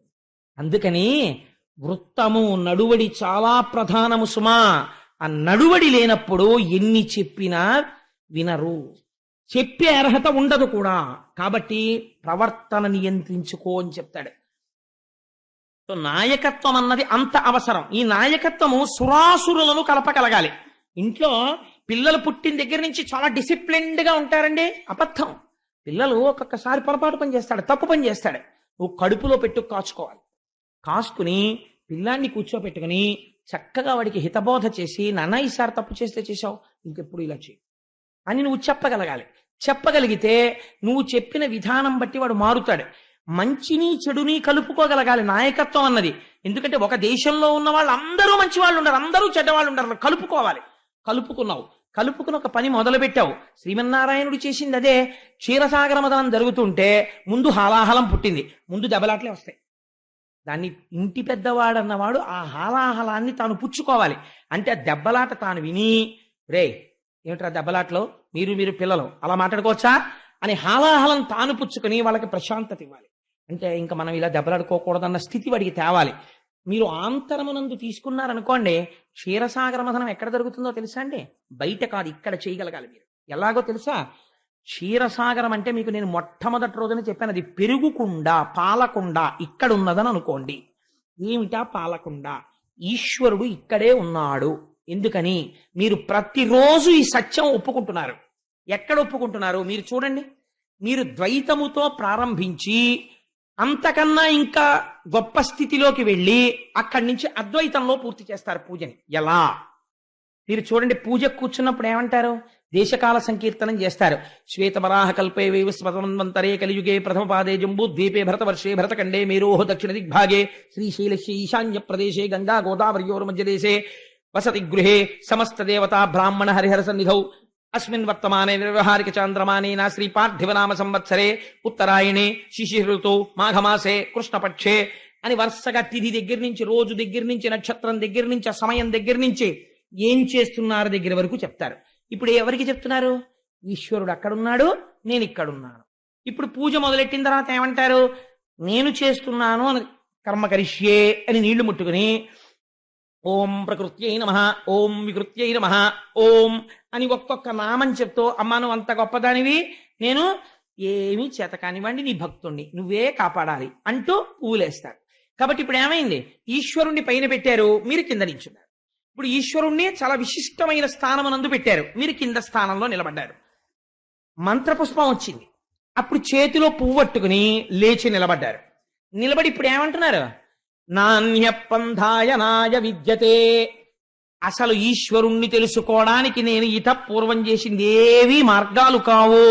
ఒక్కటే మార్గం ఉన్నది. ఈశ్వరుడు ఎక్కడున్నాడో తెలుసుకోవడానికి. ఎక్కడున్నాడో ఇప్పుడు చెప్పేస్తున్నారు. నీవారస్సూకవత్తన్వి పీతాభాస్వత్యనూపమా. బొడ్డులో చిటికిన వేలు పెట్టుకుని పైకి బొటన వేలు పెడితే బొటన వేలు ఎక్కడ తగులుతోందో అక్కడ ఇలా వంగిన కమలం ఒకటి ఉన్నది. ఆ మధ్యలో ఒక అగ్నిహోత్రం వెలుగుతోంది. దాని మధ్యలో మళ్ళీ ఒక చిన్న బిందు ఉంది. దాని వేడి పైకి కిందకి పక్కలకి కొడుతోంది. అదే ఊర్ధమూలమధశాయి. అది 98.64 ఎంత ఉంది కదా ఫారెన్హీట్ డిగ్రీస్. అది ఈ టెంపరేచర్ ని కంట్రోల్ చేస్తోంది. బాడీని రేడియేట్ చేస్తోంది. చల్లగా ఉంటే వేడిని గ్రహిస్తోంది, వేడిగా ఉంటే నీళ్లు పుచ్చుకుంటోంది. అది లోపల వేడిని కల్పిస్తోంది, తేజస్సుని కల్పిస్తోంది. ఇటువంటి అసలు ఆ తేజస్సుకి ఆ జ్యోతికి పేరు లేదు. కానీ స బ్రహ్మస్స శివస్స హరిశ్చేంద్ర స్వక్షర పరమస్వరాట్. నీ ఇష్టం ఏ పేరు పెట్టి పిలువ అది పలుకుతుంది. అదో విచిత్రం. అది ఇక్కడే ఉంది. కాబట్టి నేను అక్కడ తిరగడం ఏంటి, ఇక్కడే తిరుగుతాను అని నీ చుట్టూ నువ్వు తిరిగి ఆత్మ ప్రదక్షిణం అంటున్నావు. ఇప్పుడు పూజ ఎక్కడ పూర్తయింది? ద్వైతముతో మొదలుపెట్టి అక్కడ ఉన్నాడని చెప్పి ఈశ్వరుడు ఇక్కడున్నాడని అంగీకరించడంతో పూజ పూర్తవుతుంది. కాబట్టి ఇప్పుడు ఇక్కడే ఉన్నటువంటి ఈ ఈశ్వరుడు పాలకొండ. నీకు అశాంతి ఎందుకున్నది? పాలకొండ నువ్వై ఉంటే. అంటే పాలకొండని విడిచిపెట్టి నువ్వు లోకము చుట్టూ తిరుగుతున్నావు. మనశ్శాంతి ఎక్కడి నుంచి వస్తుంది? ఏది శాంతినిస్తుందో దాన్ని పట్టుకుంటే శాంతినిస్తుంది. నీకు చాలా ఎండగా ఉందండి అన్నాడు ఒక ఆయన. చాలా ఎండగా ఉందండి అని చెప్పి చొక్కా ఇప్పేసి బనీ నిప్పేసి టోపీ తీసేసి మంచి నడినెత్తి మీద సూర్యుడు ఉండగా రోడ్డు మీదకి వెళ్ళి నిలబడ్డాడు. కూర్చుని ఏమిటండి ఎండ తల పగిలిపోతోంది అంటున్నాడు. అదేమిటయా ఎండగా ఉంది తల పగిలిపోతోందని రోడ్డు మీద కూర్చున్నా, ఎందుకు ఇంట్లోకి వెళ్ళి కూర్చో అన్నాడు అనుకోండి ఒక ఆయన. అదేంటండి ఇంట్లో కూర్చుంటేనే చల్లగా ఉంటుందా అంటే ఇంట్లో కూర్చుంటేనే చల్లగా ఉంటుంది, రోడ్డు మీద కూర్చుంటే చల్లగా ఎందుకు ఉంటుంది? నీకు చల్లగా ఉండాలి అని అనుకుంటే ఇంట్లో ఉండాలి. నీ మనస్సు శాంతిగా ఉండాలి అంటే శాంతికరమైన పదార్థాన్ని నువ్వు పట్టుకోవాలి. ఎక్కడున్నది? అది ఇక్కడే ఉన్నది. ఇక్కడది పట్టుకోవడానికి బయట తిరిగితే దొరుకుతుందా? లోపలికి వెళ్ళాలి. బయటికి వెళ్ళడం తెలుసు, లోపలికి వెళ్ళడం మనకి తెలియదు. అది కూడా ఇవి తెరిచి బయట తిరుగుతావు, ఇవి తెరిచి బయట వింటావు, ఇవి తెరిచి బయటకు పీలుస్తావు, ఇది తెరిచి బయటకు తింటావు, ఇది తెరిచి బయటకు మాట్లాడతావు. ఈ లోపలికి వెళ్ళడం అసలు ఎప్పుడు ప్రయత్నమే చేయలేదు. ఇది చెయ్యడం క్షీరసాగర మథనం. ఇప్పుడు మందర పర్వతం కావాలి. ధ్యానమునందు నీకు కావలసినటువంటి ఆసనం సుఖంగా కూర్చోడానికి. ముందు ఫిజికల్ డిస్కంఫర్ట్ ఉందనుకోండి, నేను ఇలా కూర్చోలేను అని నాకు తెలిసిపోయింది అనుకోండి, ఇంకా ధ్యానం ఏంటి నా బుర్రా. అందుకని నేను ఇలా కూర్చోగలను చాలాసేపు అని మీకు అనిపించిన ఆసనం వేసుకుని కూర్చుని ఈ బాహ్య నేత్రములు మూసేసి ఆంతరనేత్రములు తెరిచి భ్రూమధ్యమునందు అందుకని కుంకంబొట్టు ఉంచుకో ఉంచుకో ఉంచుకో అంటారు మన వాళ్ళు. ఇక్కడ ఉన్నటువంటి జ్ఞాననేత్రమును తెరిచి నువ్వు ఒక ధ్యాన శ్లోకం చదివి, నువ్వు ఏదో ఎవరినో పూజ చెయ్యాలనుకుంటున్నావు, దాని నామరూపాలతో పెద్ద ప్రమేయం ఏం లేదండి. మీరు ఎవరిని పూజ చేసినా ఒకటే. ఉదాహరణకి నేను పార్వతీ పరమేశ్వరుల్ని పూజ చెయ్యాలి అని సంకల్పం చేశాను అనుకోండి, వెంటనే నేను ఇలా జ్ఞాననేత్రం తెరిచి అధాంగ పూజ చేస్తున్నాను అనుకోండి, పార్వతీ పరమేశ్వరుల పాదములు చూడాలి అని నేను అనుకున్నాను. అనుకుంటే ఎలా ఉంటాయో నాకేం తెలుసు, ఎందుకు వచ్చింది ఇదంతా నాకేం గుర్తు ఏంటి, ఏంటో పాదం ఎలా మీరు ఎప్పుడైనా చూడండి, నేను అన్నానని కాదు. మీరు ఇలా కూర్చుని ముందు పరమశివుడి పాదాల వంక చూసి ఆ పాదాలు ఎలా ఉంటాయి అని మీరు అనగానే బొట్టన వేళ్ళ దగ్గర కన్ఫ్యూజన్ వచ్చేస్తుంది. ఇటువైపు బొట్టన వేలు దగ్గర నుంచి ఇలా ఉంటుందా, ఇటువైపు బొట్టన వేలు దగ్గర నుంచి బొట్టన వేలు రెండు కలిసి ఉంటాయా, లేకపోతే అటో బొట్టన వేలు ఇటో బొట్టన వేలు కనపడుతుంది అంటే అసలు వాడికి ధ్యానమునందు దర్శనం అవ్వట్లేదు. ఆ రెండు బొట్టన వేళ్ళు కలిసి కనపడాలి కదా. పాదాలు ఇలా పెట్టినప్పుడు బొట్టన వేళ్ళు పక్క పక్కన కదా ఉంటాయి. అలా మీకు ఎదురుగుండా రెండు బొటన వేళ్లు పెట్టి పద్మపీఠం మీద ఈశ్వర పాదాలు మీకు కనపడ్డాయి అనుకోండి, దాని మీద స్వామి పట్టుబట్ట యొక్క అంచు మీకు కనపడుతోంది అనుకోండి, ఆయన పాదాల మీద ఉన్న పువ్వులు మీరు చూశారనుకోండి, మీకు ఆ పాదాలు కనపడగానే మీరు ఏం చేస్తారు? వంగి నమస్కరిస్తారు కదా.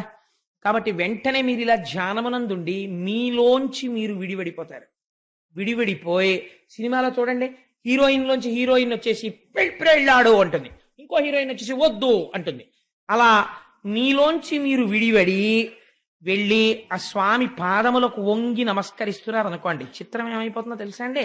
మీలోంచి జ్ఞానేంద్రియాల లోపల ఉన్న శక్తుల్ని అది తీసుకెళ్తుంది. ఇప్పుడు మీరు అక్కడ ధ్యానంలో వంగి నమస్కరిస్తే ఈశ్వరుడి పాదములకు గంధము రాయబడి ఉన్నది. కళ్ళు చూస్తాయి. కళ్ళు గంధం చూడగానే ముక్కు గంధం వాసన, అబ్బా చాలా ఎంత బాగుందో అంటాయి.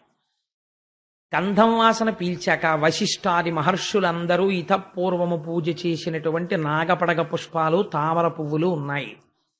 మీరు మనోనేత్రంతో చూస్తున్నారు. అక్కడ మళ్ళీ ఇలా తల ఉంచారు. ఇప్పుడు మీకు ఆ తామర పువ్వులు తగులుతున్నాయి. కొంచెం ఆ రెక్కలు విరుగుతూ చప్పుడు వచ్చింది.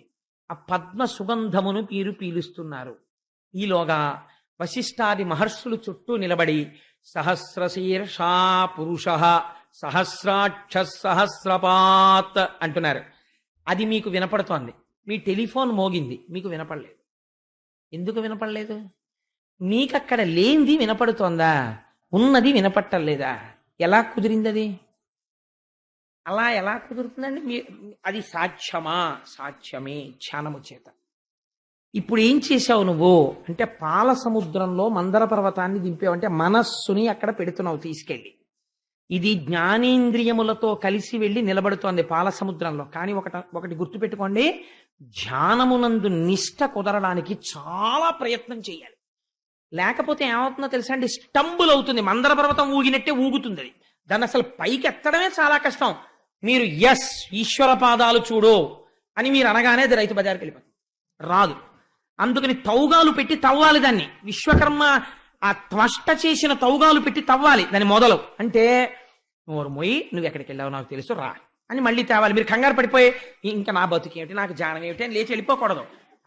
చూశాను వెళ్ళిపోయావు, ఏం పర్వాలేదు, ఆల్రెడీ అలవాటు కదా, 40 ఏళ్ళు అలవాటు చేశాను, ఇవాళ ఎక్కడి నుంచి వస్తావు, ఏమి తప్పు లేదు అని మళ్ళీ కళ్ళు తెరిచి ఒకసారి పాదాలు చూసి బాగా లోపల గుర్తెట్టుకుని దా ఇప్పుడు రా అని మళ్ళీ కూర్చుని రా చూసావా ఏం కనపడుతోంది అని మీరు అడిగారు అనుకోండి, అది కాసేపు ఉంటుంది. ఈ లోపల ఏమవుతుందో తెలుసా అండి? మొట్టమొదట్లో మీరు ధ్యానం సాధన మొదలుపెట్టినప్పుడు ఒక అంతర్యుద్ధం బయలుదేరుతుంది. కాసేపు చేయగానే 2వ రోజు 3వ రోజు 4 రోజు ఆ పాదాలు చూడు తినేస్తాడు బాబు కూర్చోబెట్టి. ఇంకా గొణుగుడు ఒకటి మొదలవుతుంది లోపల, మీకు తెలియకుండా ఓడు గొణుగుతూ ఉంటాడు. తెలుసండి, ఇది యథార్థం. మీకు ఎప్పుడు ఆ గొణుగుడు వినకపోతే చెప్పండి, వాళ్ళ కాళ్ళ మీద నేను పడిపోతాను. అలాంటి గొణుగుడు వినబడని వాడు ఉన్నాడా? ఎందుకబ్బా ఇవన్నీ అనిపిస్తుంది. అదే మనస్సు దీని సుఖాన్ని కోరుతుంది. ఎందుకు ఇవన్నీ, హాయిగా ఫ్యాన్ కింద కూర్చుందాం. ఇప్పుడు టీవీలో సీరియల్ వస్తుంది, ఇవాళ పేపర్లోనేమో అది ఎవరితో చాలా మృత్యుముఖంలో ఉందని చెప్పి హెడ్లైన్స్ దగ్గర చూశాను. అది చదవాలి తొందరగా, ఈ పాదాలు ఎల్లరే నాకు అని అక్కడికి లాగేస్తుంది. ఆవిడ దేశాన్ని ఉద్ధరించలేదు, లేకపోతే నీకేం జ్ఞానభిక్ష పెట్టలేదు, నీకెందుకు ఇది పట్టుకో అంటే పట్టుకోదు. అక్కడ పోదాం అంటుంది. ఆ తర్వాత అది చూసి ఇప్పుడేమైందో, నిన్న రాత్రి అలా ఉందంటే మళ్ళీ రకరకాల ఛానల్స్ తిప్పి లేటెస్ట్ పొజిషన్. ఎందుకది? నువ్వు ఏమి సాధిస్తావు అంతా తెలిసేసుకుని నువ్వేమైనా వెళ్ళిపోతావా? పోనీ నీకేమైనా బంధుత్వమా? ఎందుకు ఆల్రెడీ తెలుసుకోవద్దని నేను అంటలేదు, కానీ ప్రయారిటీ ఉంది. పొద్దున్న నువ్వు చేయవలసింది వేరే పని ఉంది అని నీ మనస్సుని నచ్చ చెప్పడానికి కొంత సంఘర్షణ జరుగుతుంది లోపల. నో, ఇవాళ పేపర్ ముందు ఇది చేయి, ప్రీతితో చేయి, చేసేటప్పుడు సంతోషంగా చేయి. ఇది హాలాహలం పుడుతుంది. అదంత తొందరగా ఒప్పుకోదు. ఇప్పుడు ఈ హాలాహలం ఎవరు పుచ్చుకోవాలండి? ఈశ్వరుడే పుచ్చుకోవాలి. అంటే మళ్ళీ మీరు భగవంతుడి పాదాలు పట్టుకుని, స్వామి నా ధ్యానం బాగా కుదిరేటట్టు చూడు అని స్వామినే ప్రార్థన చెయ్యాలి. మందరం తొట్టుపడితే ఎవరిని అడగాలి? భగవంతుణ్ణే పట్టుకోవాలి. అప్పుడు ఆయన ఏం చేస్తాడు? ఆది కూర్మం అవుతాడు, ఆయనే ఆధారం అవుతాడు. ఎక్కడో ఏదో ఉపన్యాసం దగ్గరికి తీసుకెడతాడు, ఏదో పాట దగ్గరికి తీసుకెడతాడు. మీకు తెలియకుండా ధ్యానం ఎలా వెళ్ళిపోతుందో తెలుసా అండి? ఎక్కడో వింటారు మీరు, వడిబాయక తిరిగే ప్రాణబంధుడా ఓ మాట వింటారు. ఆ మాట వినగానే మీరు అంటారు, వడిబాయక తిరిగే ప్రాణబంధుడా అంటే, వడి అంటే వేగం, వేగము వదిలిపెట్టకుండా ఒకే వేగముతో తిరిగే ప్రాణబంధుడా వెంకటేశ్వరుడు. అలా ఎలా కుదురుతుంది? ఒకవేళ లోపలికి వెళ్ళేటప్పుడు అంబులెన్స్ ఎక్కించేస్తారు, ఒకే స్పీడ్తో లోపలికి వెడుతూ ఉండాలి, వస్తుండాలి. ఇది ఎవరు చేస్తున్నారు? నేను చేయట్లేదే. కాబట్టి ఎవరో చేస్తున్నారు. నేను నిద్రపోతున్నప్పుడు కూడా ఆ చేయిస్తున్నవాడే వెంకటేశ్వరుడు. కాబట్టి వాడు ఇప్పుడు ఎక్కడున్నాడు అంటే, వాడు అఖిల లోకములకు పరిపాలకుడై నా స్వామి ఇక్కడే కొలువయ్యున్నాడు. వాడు నా ఊపిరి తీయిస్తున్నవాడు. వడిబాయక తిరిగే ప్రాణబంధుడా అని మీరు పొంగిపోతున్నారు అనుకోండి, మీరు ఏది విన్నా ఏది చూసినా ధ్యానంలోకి వెళ్ళడం అలవాటు అయిపోతుంది. ఇప్పుడు ఏమైంది? హాలాహల భక్షణం అయిపోయింది, మీకు ప్రీతి వచ్చేసింది దాని మీద. రోజు కాసేపు వెళ్ళి ధ్యానం చెయ్యాలి, ఎంత బాగుంటుందో ధ్యానం అని ఉత్సాహపడిపోతూ ధ్యానానికి కూర్చుంటుంటారు. ఇది రాను రాను ఏమైపోతుందంటే దీనికో టైం ఉండదు. ఎక్కడ కూర్చున్నా ఖాళీగా ఉన్నారనుకోండి, ఎవ్వరికీ తెలియదు. మనస్సు చేత పాపం చేసినా తెలియదు, ధ్యానం చేసినా తెలియదు. మీరు ఎక్కడికి కావాలంటే అక్కడికి వెళ్ళిపోతారు. మీరు అలా ఒక్కసారి శ్రీశైలం వెళ్ళిపోవాలనిపించింది అనుకోండి, ఓ పెద్ద నంది, దాని ముందు చిన్న నంది, ఆ చిన్న నంది శృంగములలోంచి చూస్తే లోపల ఒక పెద్ద పీఠం, దాని మధ్యలో ఓ చిన్న బుజ్జి శివలింగం, దాని పక్కన అర్చకుడు, దానికి రాసిన గంధం, పెట్టిన బొట్టు, మీరు వెళ్ళి తల తాటిస్తున్నట్టు అన్నీ కనపడుతుంటాయి. మీరు హాయిగా లోపల దర్శనం చేస్తుంటారంటే తొందరగా వెళ్ళిపోయింది అక్కడికి ధ్యానంలోకి. అది అలవాటు పడినది, అది అలవాటు చెయ్యాలి. మీరు చేయకపోతే దానికి రాదు. మీరు ఏం చేస్తే అది పుచ్చుకుంటుంది. అది పసిపిల్లాళ్ళు లాంటిది. అందుకని అలవాటు చేస్తే వెడుతుంది. ఇది మందర పర్వతాన్ని దింపి క్షీరసాగర మథనం చెయ్యడం. ఇలా ధ్యానం చెయ్యగా చెయ్యగా చెయ్యగా ఏమవుతుంది, ముందొచ్చే ప్రయోజనం ఏమిటో తెలుసా అండి? ప్రశాంతంగా ఉంటాడు. ముందు వాడు ప్రశాంతంగా ఉంటే ఊరంతా ప్రశాంతంగా ఉంటుంది. ఒకసారి దయానంద సరస్వతి మహారాజ్ దగ్గరికి వెళ్ళి ఒక కోడలు అడిగింది, స్వామి మా అత్తగారు రోజు 3 గంటలు పూజ చేస్తారు. ఆ 3 గంటలు పూజ చేస్తున్నప్పుడు, ధ్యానం చేస్తున్నప్పుడు ఎంత నిశ్శబ్దంగా ఉంటారో. 3 గంటలు పూజ అయిపోయి ఇంట్లోకి వస్తారంటే అరుపులు కేకలు మొదలు. ఇంకా పూజ వల్ల ప్రయోజనం ఏమిటి అని అడిగారు. అడిగితే దయానంద సరస్వతి అన్నారు, ఆ పూజ వల్ల మీ ఇల్లు 3 గంటలు ప్రశాంతంగా ఉండడమే పుణ్యము అన్నారు. ఎంత గొప్ప మాట చూడండి. కాబట్టి ధ్యానం చేసి నీకేమవుతుంది? నువ్వు ప్రశాంతంగా ఉంటావు. నువ్వు ప్రశాంతంగా ఉంటే ఏమవుతుంది? నీ బీపీ కంట్రోల్లో ఉంటుంది, నీ షుగర్ కంట్రోల్లో ఉంటుంది, నువ్వు కంట్రోల్లో ఉంటావు. ప్రశాంతమైన నిర్ణయాలు తీసుకుని తాను ప్రశాంతిలో ఉంటుంది. లేదనుకోండి, తాను ఉద్వేగంలో ఉంటుంది, 10 మందిని ఉద్వేగపెడుతుంది, ఉద్వేగాన్ని సృష్టిస్తుంది, ఉపద్రవాలు తీసుకొస్తుంది. కాబట్టి శాంతికర స్థానమును పట్టుకోవడం అలవాటైపోయి అలా పట్టుకుంటే ఏమవుతుంది? కొన్ని సిద్ధులు వస్తాయి నీకు తెలియకుండానే. అవే కామధేనువు, కల్పవృక్షం, ఇలాంటివన్నీ. ఓ ఆశీర్వచనం చేస్తే ఫలించవచ్చు. అలా ఈ సిద్ధులు వస్తాయి. కానీ నాకక్కర్లేదని వదిలేయగలగాలి. చెయ్యవలసిన మొదటి పని మాత్రం మర్చిపోకూడదు. ఏమిటో తెలుసా అండి? ధేనువు సురభిని మునులకు ఇవ్వాలి. సురభి అంటే ఏమిటో తెలుసా అండి? మా దొరగారు చేస్తుంటారు. అది సురభి అంటే ప్రతి ఉగాది నాడు వేద పండితులందరినీ తీసుకొచ్చి ఇంట్లో వేదం చదివించి వారందరికీ భూరిదానం చేస్తారు. బయట కూడా చెప్పరు. మంచి భూరిదానాలు చేస్తారు. పొలం దున్నడం ప్రారంభం కాగానే వేద పండితులందరినీ తీసుకెళ్లి పొలం గట్టును కూర్చోపెట్టి ముందు వేదస్వస్తి చెప్పిస్తారు. నేను భూమిని దున్నుతున్నాను అని ముందు వేదం చెప్పించి వేద పండితుల్ని సత్కరిస్తారు. తనకున్న దాంట్లో తను కోసమే బ్రతుకుతున్నాడు, తన కుటుంబం కోసం బ్రతుకుతున్నాడు కాదు, లోకం కోసం బ్రతుకుతున్న మహాపురుషులు కొంతమంది ఉన్నారు. వాళ్ళు లోకాన్ని ఉజ్జీవింప చేస్తున్నారు. వాళ్ళు నిలబడాలి. అందుకని వాళ్ళు నిలబడడానికి, అటువంటివి నిలబడడానికి మీరు కొన్ని పనులు చెయ్యవలసి ఉంటుంది. ఒక ఉదాహరణ చెప్తాను. ఒక అయ్యప్ప స్వామి దేవాలయం ఉంది. పెద్దలు ఉన్నారు. వారు ఈ డబ్బు మనం ఎందుకు ఖర్చు పెట్టాలి అంటే, నేను పొగిడాను అని మీరు అనుకోకండి. నేను ఒక ఉదాహరణకి చెప్తున్నాను. ఒక సత్యనారాయణ రెడ్డి గారికి 1 లక్ష రూపాయలు 10 లక్షలు ఎక్కువైపోయా దాచుకోవచ్చు ఆయన. లేకపోతే ఇంకొక ధర్మకర్త ఆయన దాచుకోవచ్చు. కానీ ఒక అయ్యప్ప స్వామి దేవాలయం ఇక్కడ నిర్మించి ఒక పెద్ద ప్రాంగణం కడితే అందులో అనేక మంది భక్తులు కూర్చుని ఉపన్యాసాలు వింటే, చక్కగా కూర్చుంటే మేలు జరుగుతుందని ఇంత స్థలం కొని ఇంత పెద్ద గుడి కట్టి తన పేరు కూడా ఎక్కడా రాసుకోకపోవడంలో సురభిని పోషించడం ఉంది. అంటే ఏమైంది? లోక కళ్యాణము జరిగేటటువంటి ప్రదేశాన్ని నువ్వు నిర్మించావు.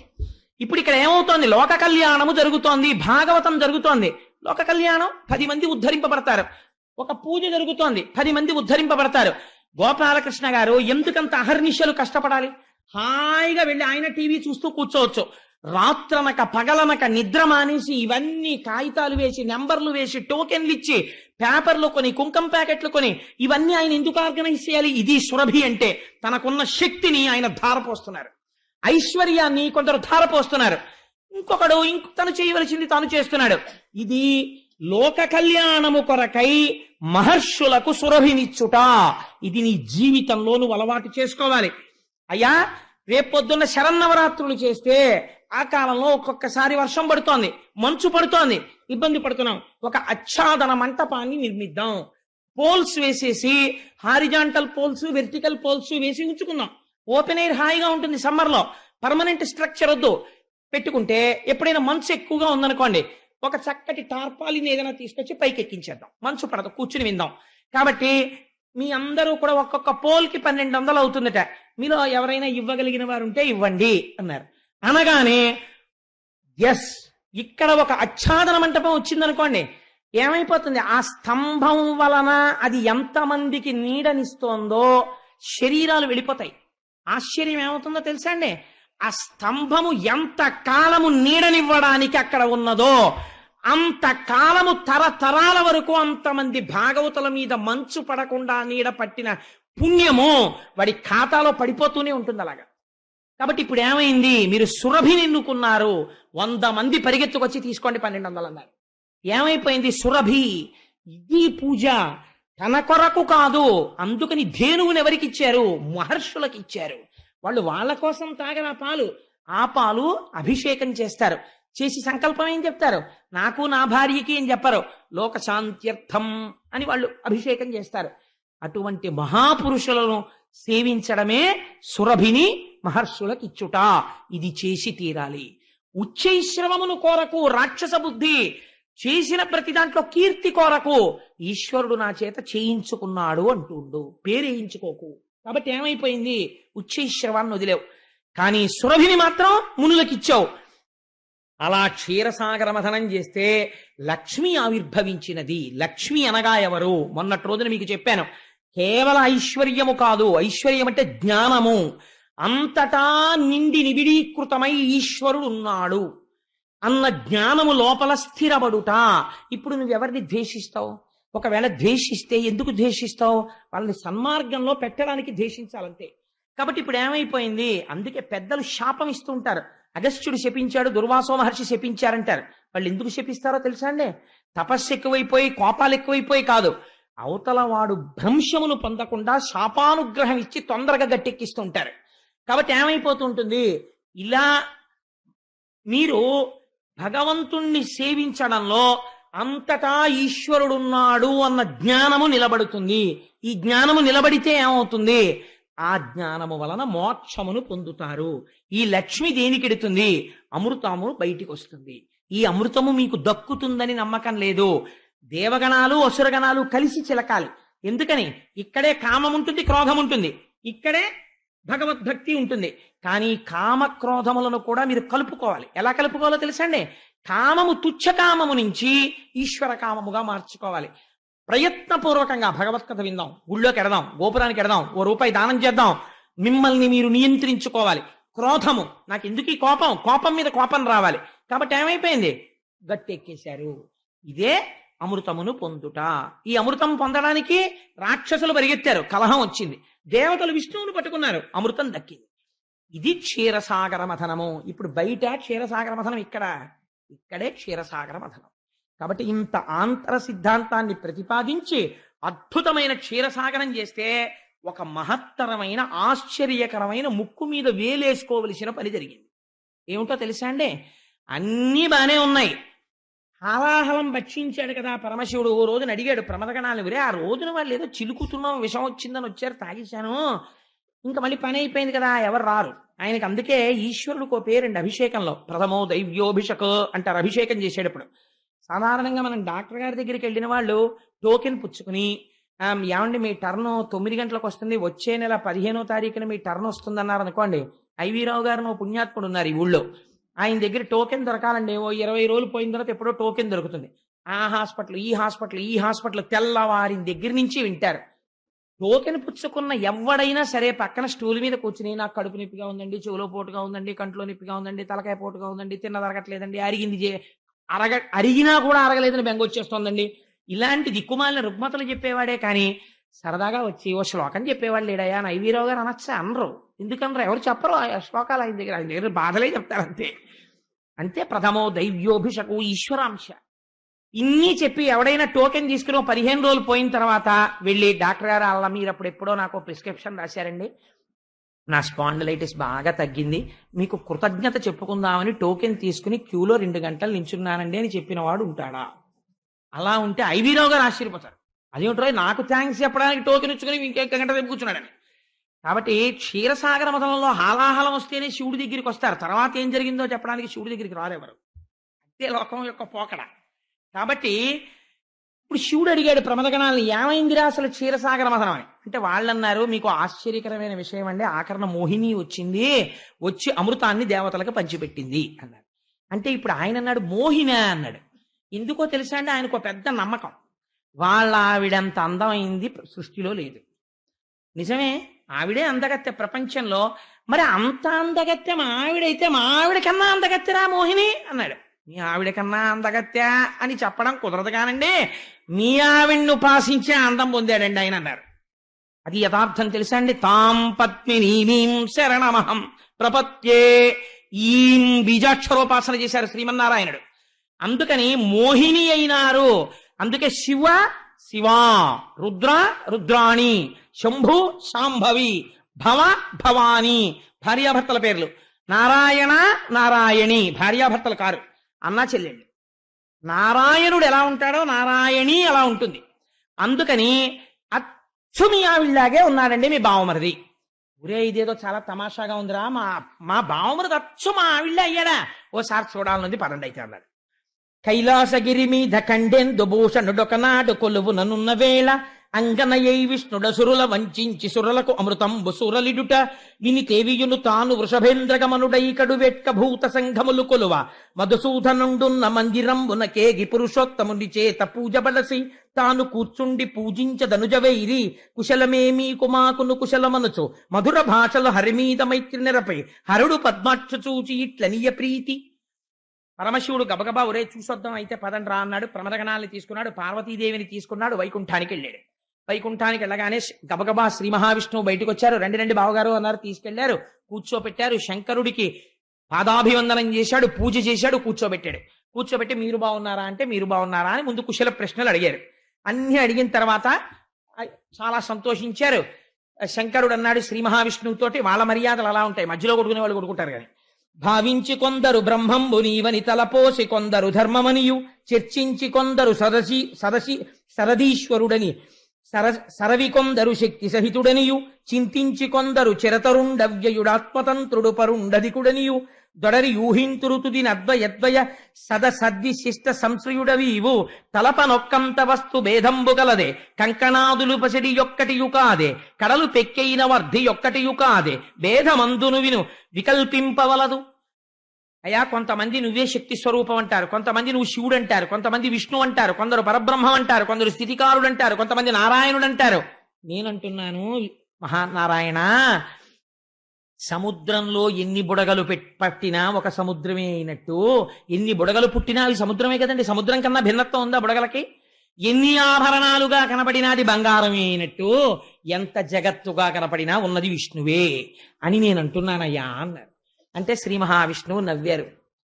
మీరు తప్ప ఎవరు చెప్పగలరండి ఇటువంటి సత్యం అన్నారు మహాజ్ఞాని శంకరుడు. అంటే అన్న తర్వాత శంకరుడు అన్నాడు, ఏమయ్యో నేను విచిత్రం విన్నాను, నువ్వేమిటో అచ్చు మా ఆవిడ కన్నా అందంగా మోహిని వేషం కట్టి సురాసురులకు పంచిపెట్టావుట కదా, ఏది ఓసారి చూడాలనుంది, అలా కనపడదు అన్నారు. శ్రీమన్నారాయణుడు చాలా చిత్రమైన మాట అన్నారు. ఆయన అన్నారు, ఏమండో మనసులో ఏదైనా కోరుకుంటే తీర్చేసుకోవడం మంచిది, చాలా మంచి మాట అడిగారు, నన్ను అలా చూడాలనుకుంటున్నారు కదా, తప్పకుండా కనపడతాను లేండి, కానీ ఉండండి ఒక్క నిమిషం చూపిస్తాను, కంగారు పడకండి, అలా వెంటనే వచ్చేస్తే బాగుండదు కదా అన్నారు. ఏదో మాట్లాడుకుంటున్నారు, అంతర్ధానం అయిపోయారు. ఏటి ఎటు వెళ్ళిపోయాడు, ఇలా మాట్లాడుతూ మళ్ళీ ఎవరన్నా పిలిచారా ఏమిటి, అల్లర్లకు వెళ్ళిపోతుంటాడు కదా ఆయన గరుత్మంతుడిని ఎక్కి రక్షించడానికి అని ఒకసారి అటు ఇటు చూద్దామని అలా చూస్తున్నారు. చూస్తుంటే ఒక ఉద్యానం, ఈ ఒక విషయం గమనించాలి, పక్కన పార్వతీదేవి ప్రమదగణాలు కూర్చునున్నాయి. కూర్చునుండగా పార్వతీదేవి చూస్తోంది, ప్రమదగణాలు చూస్తున్నారు. చూస్తుండగా శంకరుడు పెరట్లోకి చూశాడు, ఉద్యానవనంలోకి.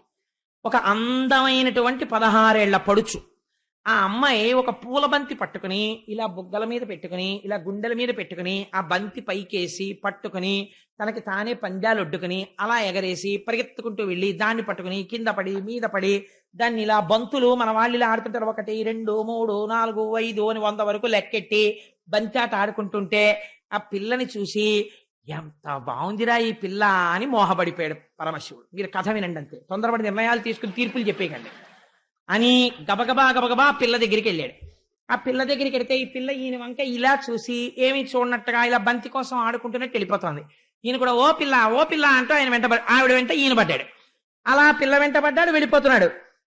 వాలుగంటి వాడి వాలారు చూపుల శూలి ధైర్యమెల్ల కోల్పోయి తరలి ఎరుకలేక మరచ గుణంబుల ఆలిమరచ నిజగణాలిమరచే. అక్కడ భార్య ఉందన్న సంగతి మర్చిపోయాడు, ప్రమదగణాలున్నాయన్న సంగతి మర్చిపోయాడు. మన్మధుణ్ణి గెలిచినటువంటి కామారి అయినటువంటి శంకరుడు ఈ పిల్ల వెంట పడ్డాడు. ఎంత బాగుందో ఈ పిల్ల అని చెప్పి ఆ పిల్ల వెంట పడ్డాడు. అంటే పోతన గారు అన్నారు, చూసావా శంకరుడు మన్మధుణ్ణి గెలిచినవాడు ఆడపిల్ల వెంట పరిగెడుతున్నాడు. ఇవాళ కాము గెలవచ్చు, కాలారి కావచ్చు, మృత్యుజయము కలిగి మెరయవచ్చు, ఆడవారి చూపు టంపరగెలు వంగవశము కాదు త్రిపుర వైరికైన. ఇంకా నేను దానికి ఏం వ్యాఖ్యానం చెప్పక్కర్లేదు, మీకు అర్థమైపోయింది. అందుకని చూశావా శంకరుడు అంతటి వాడు స్త్రీ చూపులకి వశుడైపోయాడు, అయిపోయి వెంట పరిగెడుతున్నాడు అన్నారు. ఇలా పరిగెడుతూ నిర్మరావామోఘ వీర్యంబు నెల మీద పడిన చోటెల్ల వెండియు పైడి అయ్యే ధరణి వీర్యంబు పడదన్ను తానిరింగి దేవమాయాజడత్తంబు తెలిసి హరుడు. ఆ పిల్ల వెంట పరిగెత్తడంలో కొండలు దాటిపోయాడు, కోనలు దాటిపోయాడు, పరిగెత్తుకుంటూ వెళ్ళిపోతున్నాడు. దొరికినట్టు దొరుకుతోంది, దొరకట్లేదు. ఆ పిల్ల వెంట పరిగెత్తడంలో శంకరుడి యొక్క వీర్యము స్ఖలనమై భూమి మీద పడితే అది బంగారు వెండి రూపులు దాల్చింది. ఉత్తర క్షణము ఆయన జ్ఞానమును పొందినవాడై వెనక్కి తిరిగి గంభీరంగా నడుస్తూ పార్వతీదేవి దగ్గరికి వచ్చేసాడు. మీరు చాలా జాగ్రత్తగా వినాలి. పార్వతీదేవి ఒక్క మాట అనలేదు, ఏమయ్యా బుద్ధి ఉందని అనలేదు. ప్రమదగణాలు మేస్టర్ ఏమిటండి ఈ పనులు అనలేదు. వాళ్ళందరూ వృషభవాహనం ఎక్కి బయలుదేరడానికి సిద్ధపడుతుంటే శ్రీమన్నారాయణుడు వచ్చాడు. వచ్చి ఏమిటో వెంటపడ్డాం అనలేదు. ఏమన్నాడో తెలుసా అండి? సిగ్గు విడిచిపెట్టాడు, మోహిని రూపు విడిచిపెట్టాడు. మోహినిగా ఉంటే సిగ్గు, చాలా జాగ్రత్తగా గమనించాలి ఆ మాటలు మీరు. సిగ్గు మోహిని రూపు రెండు విడిచిపెట్టాడు. విడిచిపెట్టి శంకరుడి దగ్గరికి వచ్చి నమస్కరించి శ్రీ మహావిష్ణువు అన్నారు, నిఖిల దేవోత్తమ నీవొక్కరుడు తక్క ఎవ్వడు నా మాయ గలవ నేర్చు, మానిని అయిన నా మాయచే మునుగక ధృతి మోహితుండవై తెలిసి తీవు, కాలరూపంబున కాలంబు తోడనాయందును నీమాయ యధివసించు, నీమాయ నన్ను జయింపనేరదు నిజమ కృతాత్ములకు నెల్ల ననుపలభ్య, ఇప్పుడు నీనిష్ట పెపున నిరిగితనుచు సత్కరించిన సఖ్యంబు సాల నెరపి దక్ష తనయగణంబులు తన్ను కొలువ భవుడు విచ్చేస తన నిజ భవనమునకును. వెంటనే దక్షతనయ అయినటువంటి పార్వతీదేవి శహబాష్, మా ఆయన ఎంత గొప్పవాడో అని నమస్కారం చేసింది. ప్రమథగణాలు ఇది శంకరుడు మాత్రమే చెయ్యగలడు అని నమస్కరించేయటం. శ్రీ మహావిష్ణువు వచ్చి అన్నారట, మీరు తప్ప ఇలా ఎవరు ప్రవర్తించగలరు? నా మాయ తెలుసున్నది మీరొక్కరికి. మహానుభావ, అందుకని గెలవగలిగారు. నిఖిల దేవోత్తమా మీకు నా నమస్కృతులు అంటే శహబాష్, నేను వచ్చిన పని అయింది, బయలుదేరుతున్నానని వృషభవాహనం ఎక్కి వెళ్ళిపోయాడయా. ఇంతే ఈ కథ అన్నారు. ఇప్పుడు మీరు క్షీరసాగర మథనం చెయ్యాలి. అది అందుకని వెంటనే చెప్తారు, ఇప్పుడు చెయ్యండి క్షీరసాగర మథనం. వెంటనే హాలాహలం పుడుతుంది ముందు. ఎందుకని? మీరు ఇలా మందర పర్వతం దింపి శంకరుడు వెంటబడ్డాట అమ్మాయి వెంటంటే ఆ శంకరుడు వెంటబడ్డాడు పెద్ద మేము గొప్ప ఏంటంటారు. హాలాహలం పుట్టేసింది. కాబట్టి వెంటనే ఎంతమంది చేస్తారో క్షీరసాగర మథనం అని. దీని మీద తొందరపడిపోయి చాలా పెద్దలమన్న వాళ్ళు యజ్ఞయాగాది క్రతువులలో తప్పుడు మాటలు మాట్లాడగా నేను విన్నాను. ఆ శంకరుడండి మోహిని రూపంలో ఉండగా వెంటబడ్డాడు, శంకరుడు కామారా. నీకేం తెలుసని అంత తీర్పిచ్చావు? నువ్వు ఎప్పుడైనా చదివావా పోతన గారి భాగవతం పద్యాల్లో అలా ఎక్కడైనా ఉందా? అలా అయితే పార్వతీదేవి నీ మొహం ఏట్సా, నేను పక్కన ఉండగా ఆ పరుగులు ఏమిట్రా అని అడగద్దు, నీకు నమస్కారం అంటుందా? శ్రీమన్నారాయణుడు వచ్చి మహాప్రభో నిఖిల దేవోత్తమ నువ్వు గెలిచావయ్యా నా మాయా అంటాడా? ఏమిటి ఆ పద్యాలు ఏమిటి, నువ్వు చెప్పిన తీర్పు ఏమిటి అని అర్థం ఉందా? అది ఇందులో ఒక మహత్తరమైన రహస్యం ఉంది. అది పట్టుకోవాలంటే మీరు మందర పర్వతాన్ని దింపి క్షీరసాగర మథనం చెయ్యాలి. ఇందులో రహస్యం ఏమిటో తెలుసా అండి? ఈశ్వరుడు యందు కామము ప్రకటమైనది, అంతవరకు మీరు కాదని చెప్పడానికి వీలు లేదు. లేకపోతే వీర్యస్ఖలనం ఎందుకయింది? కాబట్టి కామము ఉన్నదా లేదా? ఉన్నది. కామమును ఎవరు ద్యోతకము చేశారు? ఈశ్వరుడు యందు. ఈశ్వరుడు యొక్క కామము సర్వకాలముల యందు పార్వతీదేవి తప్ప మరొకరు ఆయన్ని శివుడిగా కూర్చోపెట్టలేరు. ఎప్పుడు అంతర్ముఖుడై ఉంటాడు.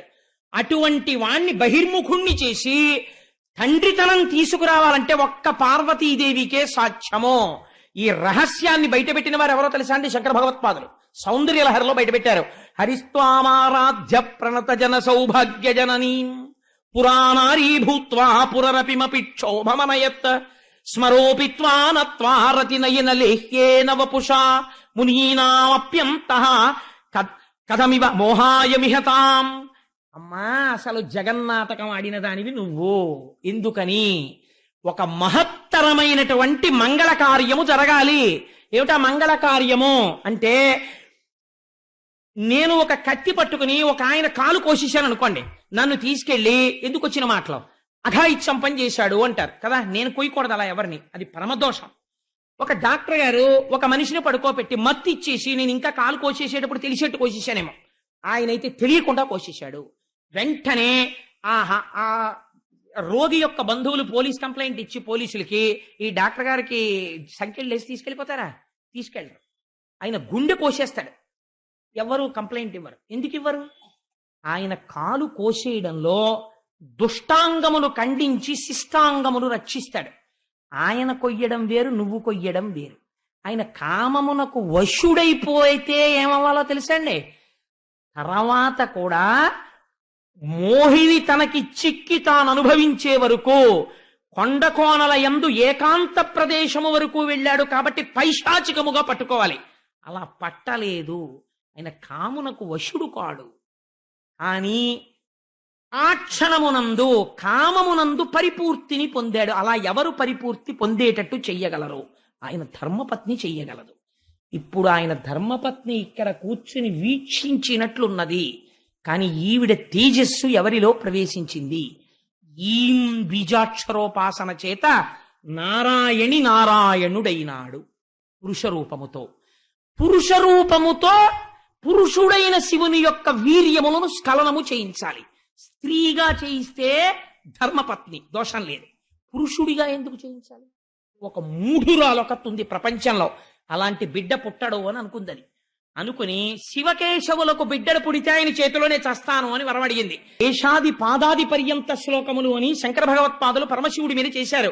అందులో పరమశివుడికి 3 కుమారులని నిర్ణయించారు. ఒకరు వినాయకుడు, ఒకరు సుబ్రహ్మణ్యుడు, ఒకరు అయ్యప్ప.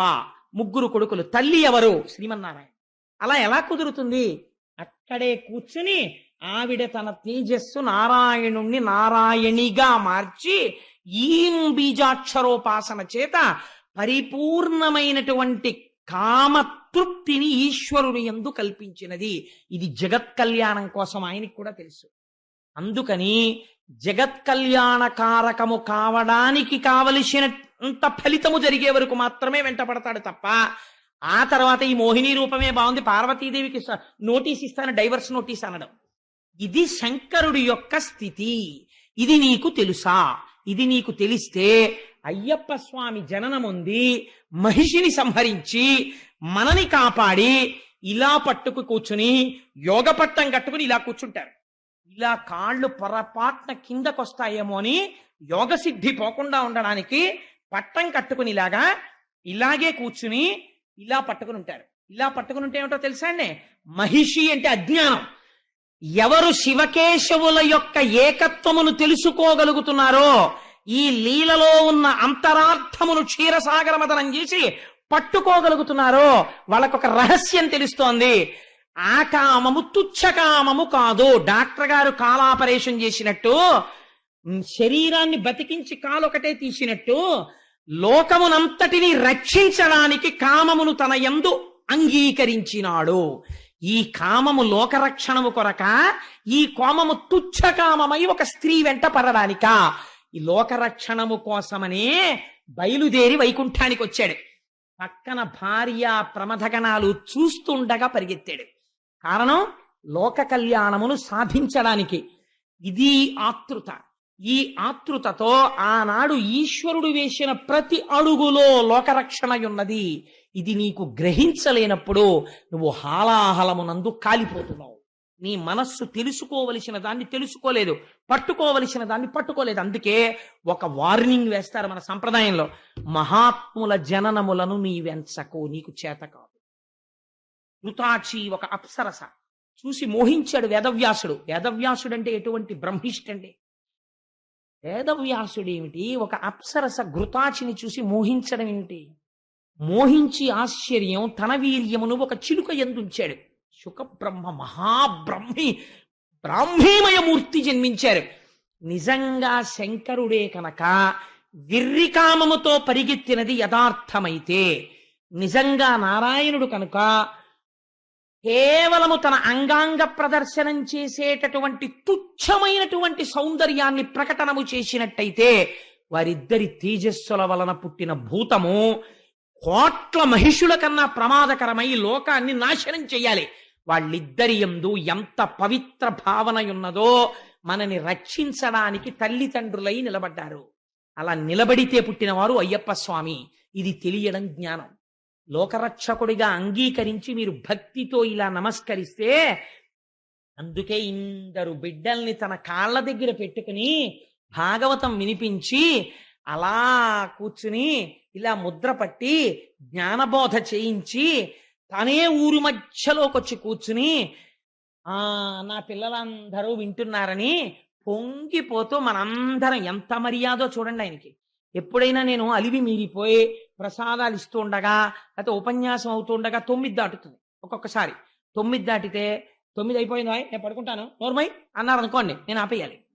కానీ ఆయన అలా అనరు. 9 అయిపోయినా సరే పిల్లలు మంచి విషయాలు నేర్చుకుంటున్నారు, వాళ్ళు ఎంత ఓర్పో చూడండి, కూర్చుని వింటున్నారు, నేను ఇప్పుడు ఏం పడుకోక్కర్లేదు పర్వాలేదు అని కూర్చుంటారు. అలాగే ఎప్పుడు పొద్దున్న నుంచి ఇలాగే కూర్చుని అందరూ వెళ్ళిపోయిన తర్వాత నేను ఇక్కడికి దిగిన తర్వాత ఆ అయ్యప్ప స్వామి కన్నా నేను గొప్పవాడిని అయిపోయినట్టు అందరూ నాకు దండాలు ఇట్టాక మంచి అహంకారంతో అవన్నీ పుచ్చుకుని అప్పుడు నేను పైకెక్కుతాను.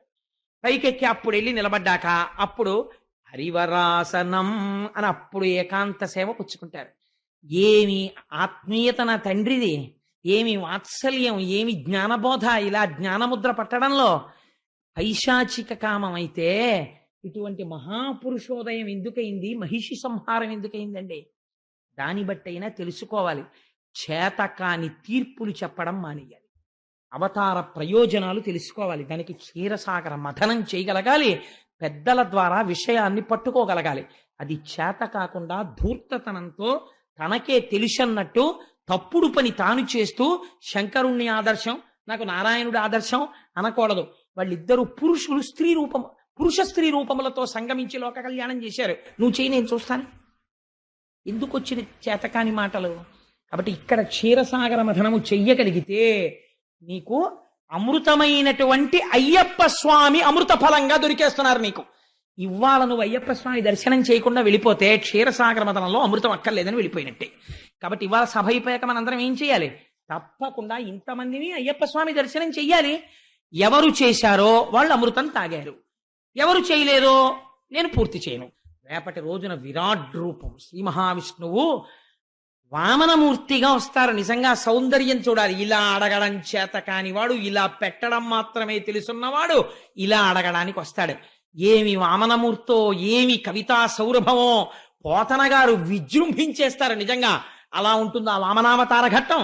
ఇళ్లల్లో ఏవైనా క్రతువులు సరిగ్గా జరిగి ఉండకపోతే వామనావతార ఘట్టాన్ని వింటే సక్రమంగా పూర్తి చేసిన ఫలితాన్ని ఇచ్చేస్తారు.